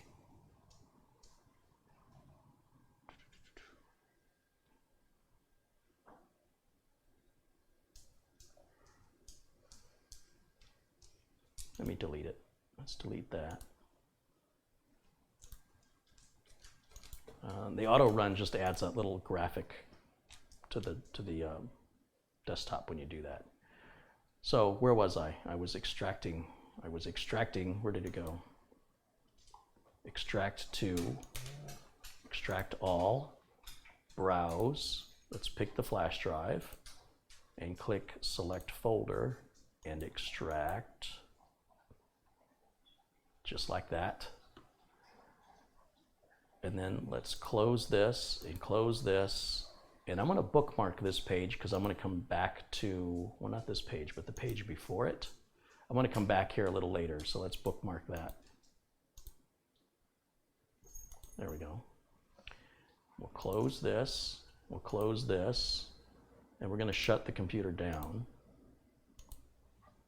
You'll see how fast this shuts down. And now the NUC is off. I'm going to take my flash drive out that has my utilities, and I'm going to turn the computer back on, and I'm going to press F2 on the keyboard. As soon as I see that NUC screen, you'll see the bottom right, it says F2 to, oh, F7 to update BIOS. I should have hit F7, but I think I can still get there. Let's see. Here's what the BIOS looks like.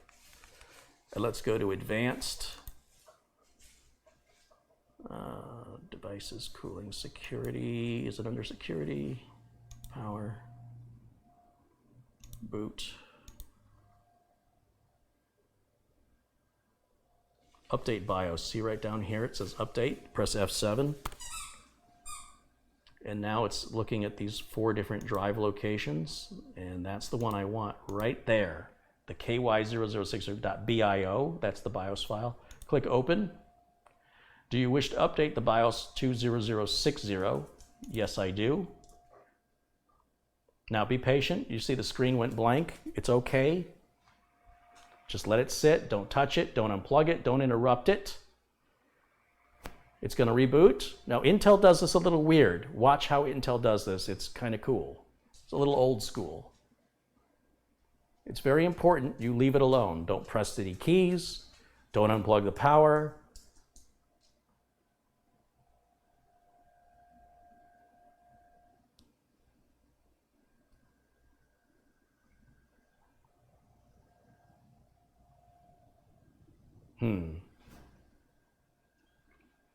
That should have done something. Let's go back. I'm not sure what happened here. Let's do it one more time. Restart.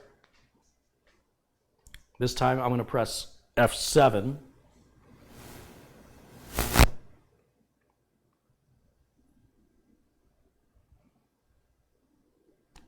So F7 to update BIOS.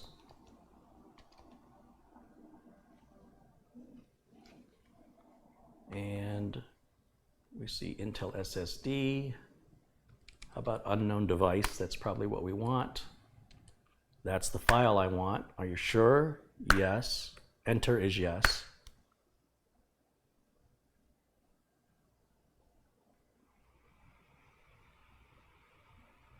Interesting how it gave us 2 different types of screens, but it doesn't seem to be updating the BIOS, which means, oh, there it is. It's doing it now. At the top of the screen, you'll see it says we're in version 0054. You see that right in the middle? It says KYSKLI70.86A.0054.2018. Then the one below it says the same thing, but it's 0060.2019. and then the build number. And then it scrolls down through these preparing images, and this is very old school style of firmware updating. And again, it's nothing to be worried about. It's nothing to fear. Just don't let it interrupt. Don't interrupt it. Don't cut the power. Don't press any keys. Don't be playing with your mouse. Just leave it alone until it boots back into the Windows desktop. It's really that simple. People overcomplicate stuff because they have too much time on their hands and they're techno-hydrophobes. Hypochondriac. They're techno-hydrochondriac. I'll get this word. Technical hypochondriacs. I need a shorter term for that. And it does require patience. So just be patient and you'll see that this goes, where am I? Right here. You'll see all that's right over there. Right over it. Oh, there it goes.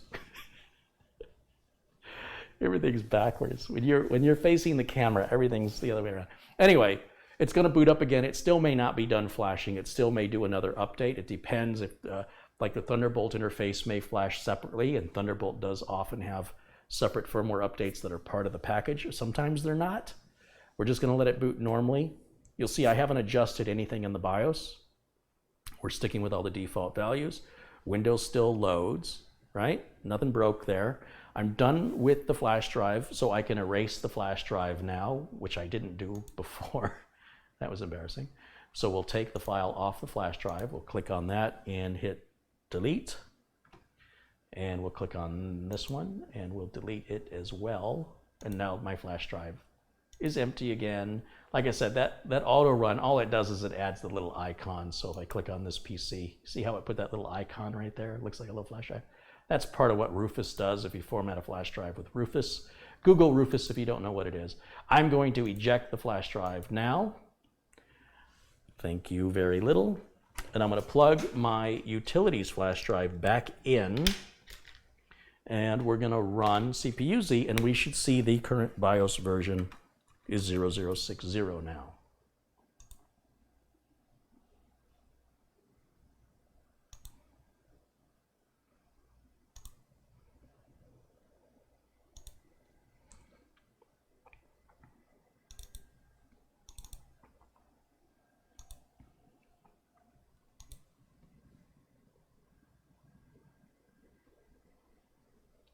So here we go on the main board.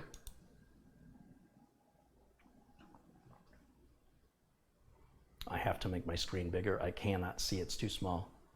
Yep, 0060 is the latest BIOS. We're all current and up to date. Now let me go back to find that LED software. That should be somewhere. Let's go back to those bookmarks. Oh, favorites.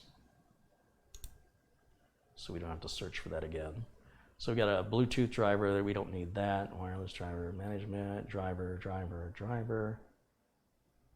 Card reader, rapid storage, no. HD graphics, no. Let's just do a search for software applications and see if the LED software. Display optimizer, secure guard, no. Nothing. Operating system, Windows 10, 64-bit.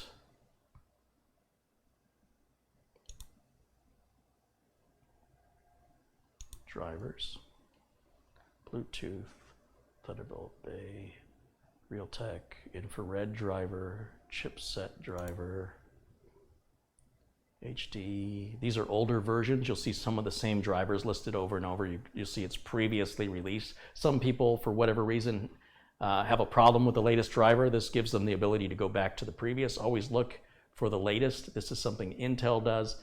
Not every manufacturer does this. I don't find the LED software, and there's no software included. So how do I control that LED of that skull? That's the question I have right now. And if anybody in the chat knows, if you would post a link, that would save me the effort of having to find it.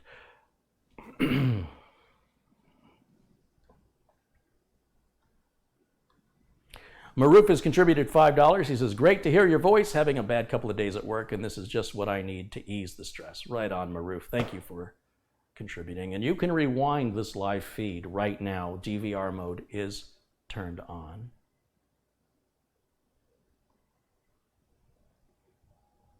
Let's see what we got here.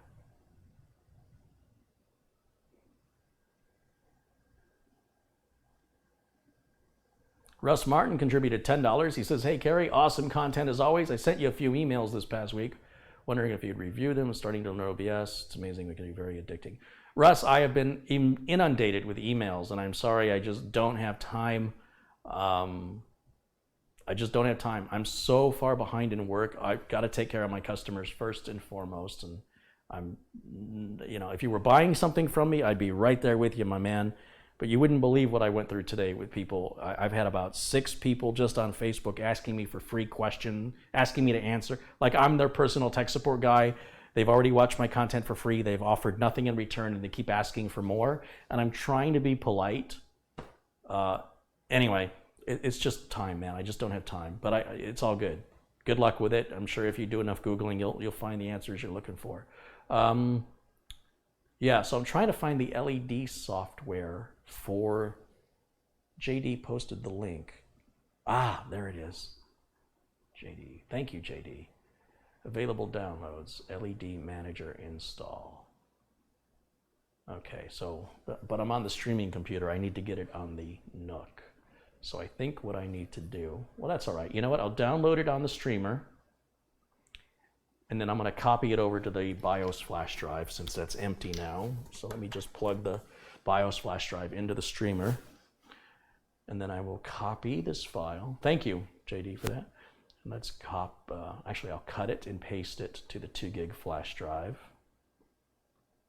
Yeah, those little 2 gig flash drives, man, those are just wonderful to have. There we go. And then I want to eject the flash drive. That turns the light off on the flash drive, which tells me it's safe to remove. And then on this flash drive that's plugged into the NUC, I can eject that one right now. So let's go back so I can see. Let me go full screen. When I go full screen, I can see the screen, but I can't see you guys chatting, so that's why that happens. And let me go down here and let's eject my utilities flash drive. Let's get that out of there. Thank you. We'll set it here because we're not done with that yet. We'll plug this one in. And let's go to open the file folder and let's LED Manager installer. Accept the license agreement, install, yes, next. Here we go, here we go, here we go. Error? What do you mean error? Oh, it's doing something. Let's give it a name. Let's try test and add a profile. Oh, well, that's not helping me much. That's not working.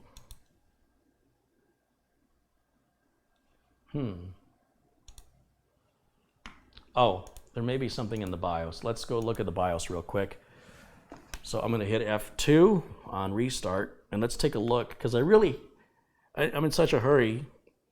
I just wanted to get Windows 10 installed and updated real quick, and I wanted to see what was going to happen automatically so I don't duplicate any work. And now we get in here, and we've got a few options. We want to go to Advanced.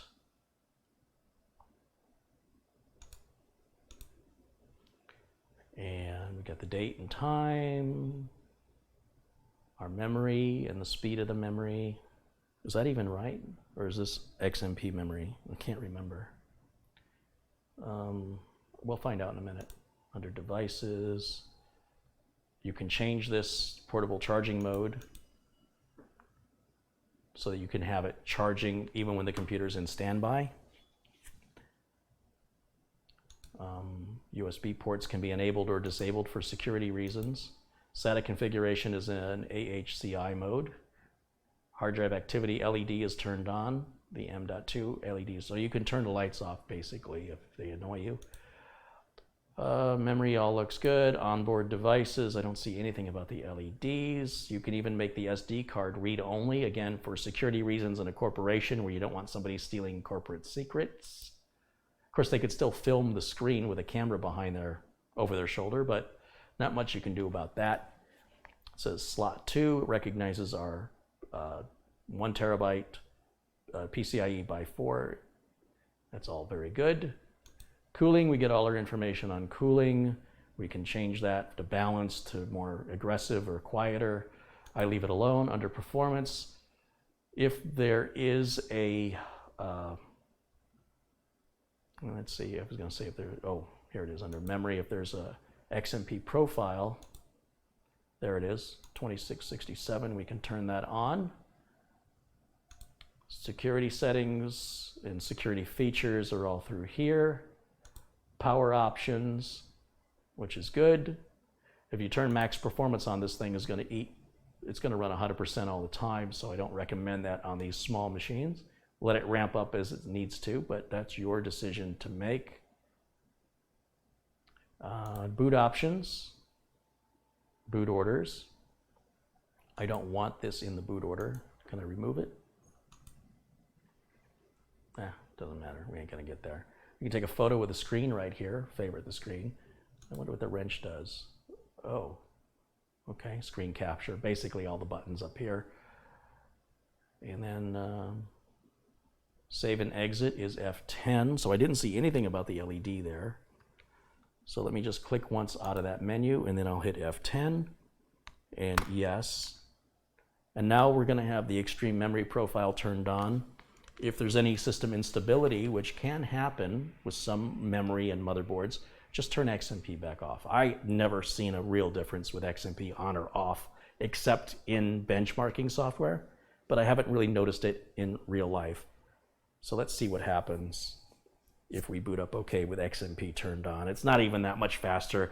We went from 2400 to 2667, so it's not like it's gonna be much of a difference. It's fractions of milliseconds at this point. There's your boot time, which, you know, hello. And yeah, I don't know what's going on with this LED software. Let's try now that we've restarted after installing it. Boy, I don't even see an option for, oh, right here, LED manager for Intel NUC.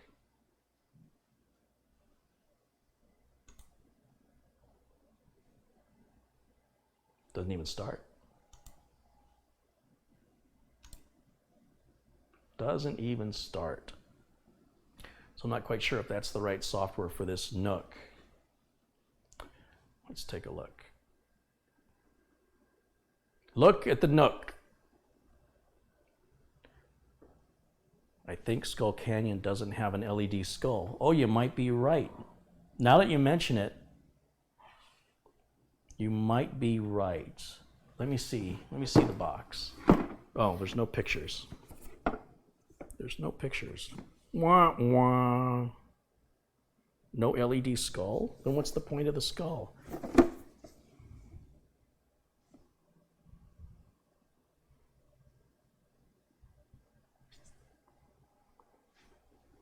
I was going to say when I took the bottom off of it, no wires were attached, but the skull's on the top. It's not on the bottom. I wonder if that model just doesn't light up.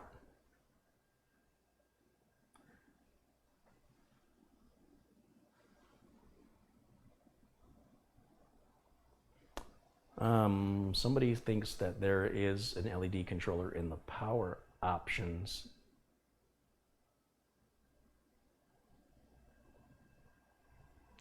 Todd Ector has contributed 10 Canadian dollars. Thank you, Todd.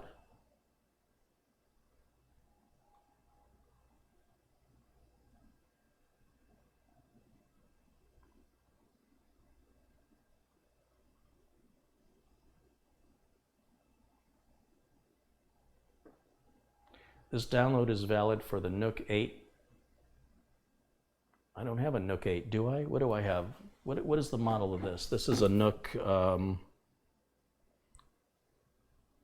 this is a NUC 6. Maybe that's the problem. I need it for the NUC 6. That may be the problem. And it says the Intel NUC hits the NUC 8. Well, that would explain that would explain why there was no LED software in the download section, wouldn't it? What a bummer. I was looking forward to my skull lighting up, but nothing a magic marker can't fix. You know, paint it with some black light colors and hit it with a black light, and there you go. Job done. No software required. I'm bummed out though. I thought that skull was going to light up.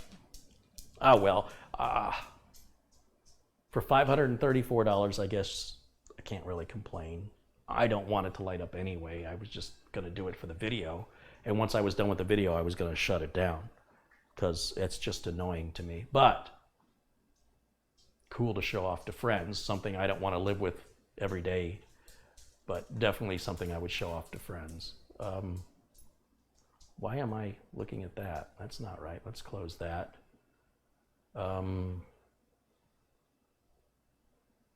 Let's run some other benchmarks on this. Let's take a look at how fast this Intel SSD is. Remember, I said it's about 3 times faster than a regular SATA M.2 drive. Let's uninstall the LED software while I'm thinking about it. So we'll go to the apps. We'll go right here to apps. And we'll look for the LED manager, LED, because that's not good for this system. So let's take it out of there. No harm done, but I don't want to leave it on there if it doesn't work.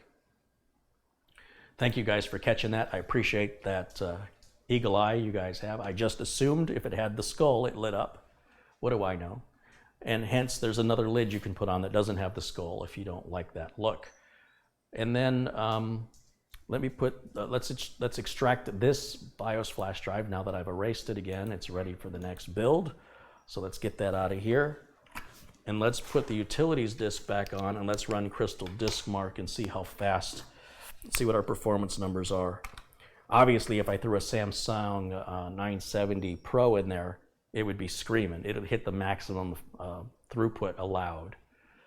We're not going to have that problem with the QLC-based M.2 that I'm using. But like I said, it was less than half the price. So let's do this thing, and let's see what kind of numbers we get. Anybody want to bet what kind of numbers we get? You better hurry up because the numbers are going to show up real quick. I'm going to guess 1700 to 1800 on the read. Oh, 1932. Good year if you are James, not James Dean. If you are James Cagney, that was a good year. 1934. Number keeps going up. Now a basic, a regular SATA, the fastest SATA drive you can get is about 560. And it'll cost you the same amount of money for a 1 terabyte SATA M2 as this M2 costs that does 1934 on the sequential reads. So why would you even consider SATA? And yes, that was my dog that just burped a minute ago. Well done, buddy. They could hear you. The burp heard round the world. He gets that from his dad. I'm so proud.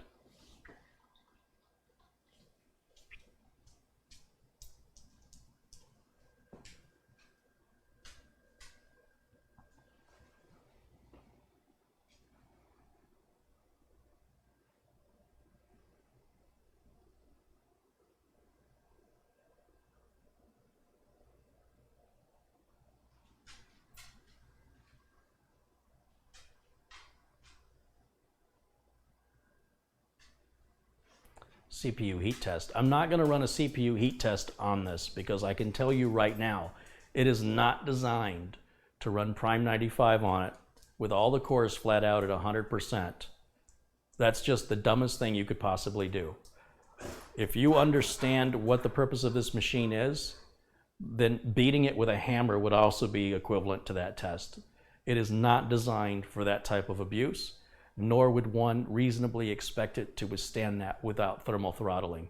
I can pretty much guarantee you, If you hit all the cores at 100% on any miniaturized PC, it doesn't matter who makes it, you are going to hit your thermal throttle point probably in less than 3 minutes, maybe 6 minutes if you're lucky. So running that test is pointless.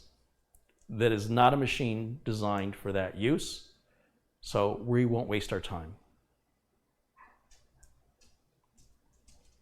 It won't cause any damage, but there's nothing to be gained from it. There's no way it's going to pass that without overheating, I promise you. It's just what comes with this form factor. You make certain sacrifices. If you're going to hammer on a CPU that hard, get yourself a desktop and a good cooler that's designed to handle that kind of a beating. This is not that. This will gladly hook up to your television and stream your 4K or 8K content to your 4K or 8K TV, and it won't even break a sweat.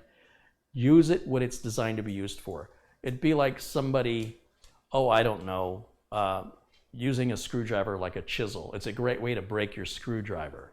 Buy a chisel if you need a chisel, and use your screwdriver as a screwdriver. That's why they make chisels, and that's why they make screwdrivers. This is not a one-size-fits-all. Even the read speeds, even the write speeds are almost identical to the read speeds on this Intel 660p. 1 terabyte, under $120, and look at sequential writes at 1769.1 and reads at 1934. That's amazing when you consider the most you'll ever see on SATA. The peak of that technology is 560 megabytes a second. You won't see anything any faster than that unless you have something like rapid mode or caching enabled. And that's because of cache, right? If you understand what cache is. And that's about it, man. That is, Jamie Williams says, that would be like trying to run Crisis on a literal potato. It's a potato crisis. Yeah, the right tool for the right job, guys. Come on, be reasonable, be practical. And if you want to do it to your own stuff, you do it to your stuff, because that's just a waste of time. We already know what it's going to do. We know it's going to throttle, because it's not made for that. That's it for this video. I think that wraps it up. There's your performance numbers. You've seen the BIOS update. You've seen the build. You've seen the unit. You look at how tiny this is. Look at this bad boy. Look at this thing. This is on and running right now. There's no moving parts. You can flop it around. There's nothing you can do to damage it while it's on or it's off, apart from crushing it or, I don't know, putting it in a dryer and under high heat. Heat will damage it. But you could, it's not indestructible, but it's very, very durable. It's small, it's out of the way, it's super, super fast. You saw the boot time. And for the price, that's an incredible value. You're not going to be upgrading it, once you upgrade your RAM and once you put your solid state drive in, RAM and SSD is all you can do. You're not going to be upgrading the cooling. Maybe you can put an external graphics card, but if you really need a gaming computer, go buy a gaming computer. That's not what this is for, right? Right tool for the right job. Otherwise, you're going to lead a life of disappointment. If you have unrealistic expectations and you think you're getting away with something, you're not. You're not getting away with it by spending less for a smaller machine that's going to smoke your friends in your FPS shooter. Ain't going to happen. You get what you pay for. This is a great value for what it is and for the right needs. Any office, like the customers that I have that run offices, from dentists to accountants, they would definitely benefit from this by freeing up their desk space. Have you seen a CPA, like an accountant, right now during this time of year? Have you seen their desks? When you go see your tax man in the United States, typically their desks, there's no empty space on them. It's just paperwork. So if you've got a big computer there, they probably have paperwork stacked on it.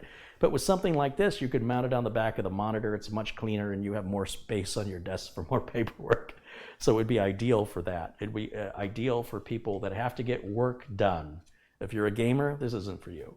Anyway, I think it's great. I think it's really, really cool. It's really, really fast. And even though there's nothing wrong with the old NUC, I still think I'm going to upgrade my wife, whether she likes it or not. But then I don't know what I'll do with this. We'll figure it out. Maybe we'll donate it to somebody. It'll be the cheapest computer to ship. I can't imagine this will cost more than $15 to ship it. In the meantime, let me make sure I got all the contributions, all the acknowledgments for everybody who's contributed, because I might have missed a few.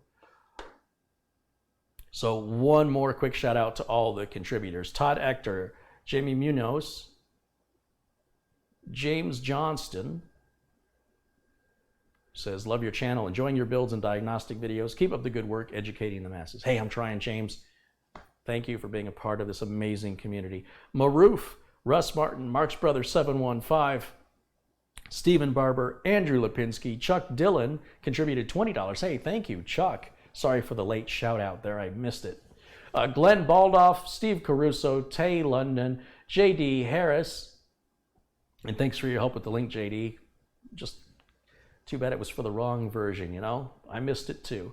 Dozy B contributed $3 Canadian. Andrew Lipinski again. He says, Carrie, you're an inspiration as always. Thank you, Andrew. John Yasuda, he's got a build coming up on Friday, I think. We're going to be building a computer for John. Tom Miller, Winston Anglu, Road Dog Gaming, Randy Ruff, Security Van Man, Dimitri, John Sudbury, Gennaro, Jose Maria LaRosa, Art Awesome, Jesse Kirk says, in my humble opinion, you are the best. Great tech as always, Carrie. Love the videos. Happy Tuesday. Oh, Jesse, you're the best. Thank you so much. Paul Hoynick says, love the videos. George Hearn says, love the program. Keep up the good work. I love it. Thank you. Thomas M says, new subscriber. I started working on my laptop because of you. Thanks for sharing. Thank you, Thomas. Rick Hubbard, Ben DeCoeur, Nikolai Lokanov, Tony Wallow was the first person to contribute, kicked us all off. You guys are amazing. I'm so honored and I'm so thrilled that you're all part of this incredible community. And I'm just thrilled to continue to watch it grow with more and more amazing people. We just have to find them where they have to find us. William Lundy just contributed $2 New Zealand dollars. Thank you so much. Can I ship the NUC to the UK? Absolutely not. You will understand that to ship this to the UK will probably cost about $300 after you figure in the fees and taxes that the UK your government's going to put on this when it arrives. I'm estimating, and it would be cheaper for you to buy it in the UK. That's what these governments want. So I'm not ever shipping outside the United States again. You're not saving any money. If you want to save money, buy within your country, support your country, or you're going to pay out the nose because your country wants to encourage you to support your local economy. Michael Lee's contributed $7. Hey, Michael, thank you for that. Let's make sure Michael is a moderator. Oh, he is. Very good. Thank you, Michael. And is Andrew Lipinski a moderator? You are now. Who else did I miss?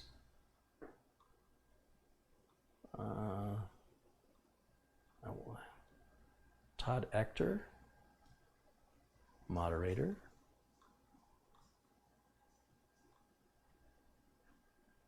James Johnston, moderator. I can't get to that $20 one. Who was the guy that contributed 20? Where is he? Where is he? I feel bad I didn't announce it right away. Chuck Dillon. Let's make sure Chuck Dillon is a moderator. He is now. Thank you guys so much. Listen, I plan on being back live. It'll be a little bit later than normal tomorrow. Well, earlier than today, but later than normal. I do try to go live. I try to go live Monday through Friday from 1 p.m. to 5 p.m. Pacific time. I started late today and I'm ending late today. I'm already half an hour over where I want to be. Some days I can't go live for various reasons. It was a big thunderstorm earlier today, but it cleared out. You wouldn't have been able to hear me, the thunder and then the dogs bark. It gets a little crazy. So there's times like that when I can't go live. Other times there are issues that I have to deal with, personal issues or private issues, and customers to help, phone calls to return. I spent all of Monday, all of yesterday, I was on the phone the entire day, but I think I got everybody, all the phone calls returned. I think I got all the emails for people who, there's people that have contributed through the PayPal link. And I always send a thank you to anybody who does that. And I was 3 weeks behind. So I had a ton of emails to reply to. I got all that done. And next I got to stuff envelopes for people, anybody who contributes $20 or more who wants a case badge.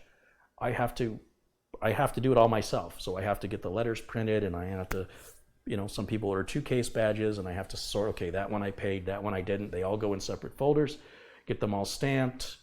Certain stamps to go outside the United States, different stamps within the US, mark it as shipped, move on to the next one. I still have all that work ahead of me to do. So if you've been waiting on a case badge for the last 3 weeks, I'm sorry they haven't gone out yet. It is a priority to me. There's just one of me, and I'm doing the best I can, and I appreciate your patience. Thank you very much. Don't, if you're worried it might have got lost in the mail, feel free to send me an email and say, hey, it's okay. You know, you're not bothering me. It's good. And I thank you guys so much for all of your support. If you like the video and you want to see more like this, be sure and hit that that like button, that thumbs up button, and it'll turn blue. Just go clicky clicky, it'll turn blue. And if you like the content and you want to be made aware when I go live, be sure you hit the red square subscribe button right down there, and then click that bell until it has those little lines around it. That turns the notifications on. But if you're not getting the notifications, just check in with YouTube between 1 p.m. to 5 p.m. Pacific time. You'll probably catch me if I am going to go live that day. That's what I'm trying to do, and I hope to work my way there with, you know, stuff happening with life notwithstanding. So again, I hope you guys enjoyed it. I can't wait to get this NUC to work. Getting it not to work, it works fine, but putting it to work is what I mean to say. And for all my friends in blue in the chat, thank you for joining me. Thank you for keeping the chat room civil. And to everybody who is not blue yet, it is my goal to one day turn you blue. And the way that happens is that you become a familiar face to me, somebody that I recognize as being friendly and supportive.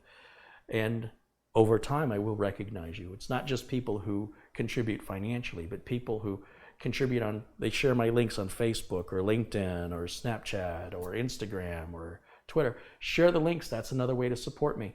There are links to Amazon below the note in the video. Below the video, there's these video notes that has a link to the NUC and the RAM and all the things I talked about, this Lazy Susan, all that stuff is in there. And if you click on one of those Amazon links and you make a purchase, I make a small commission from that. The price doesn't change for you. In fact, if you're going to make an Amazon purchase of anything and you use one of my links to take you to Amazon, even if it's a product you don't want, while you're in that open browser session and you're in Amazon, anything you add to your cart and purchase, I will make a commission from. And that's a great way to support the channel because it's not costing you 1 cent more. And you don't need a direct link to the product. Any of my Amazon links that take you to Amazon, you can then search in Amazon for whatever you want. As long as you're in that same browser session, I will make a small commission. And if everybody does that, it adds up. You might think, well, I'm only buying a $5 thing. Well, if 734 of you watching are buying a $5 thing and I make 5 cents from that each day, that adds up quite a bit at the end of 30 days. So I appreciate your support, however you choose to support, whether it's just by being a kind member of the community, being supportive of our friends in the chat room, whether you share links on your social media sites that you partake in, whether it's you contribute financially, any of that is all welcome. And as I said, as I recognize you as a familiar face, I will gladly turn you blue. It is my goal to turn you all blue. I'm a blue maker, baby. Thanks so much for joining me. I will see you all again tomorrow afternoon. Until then,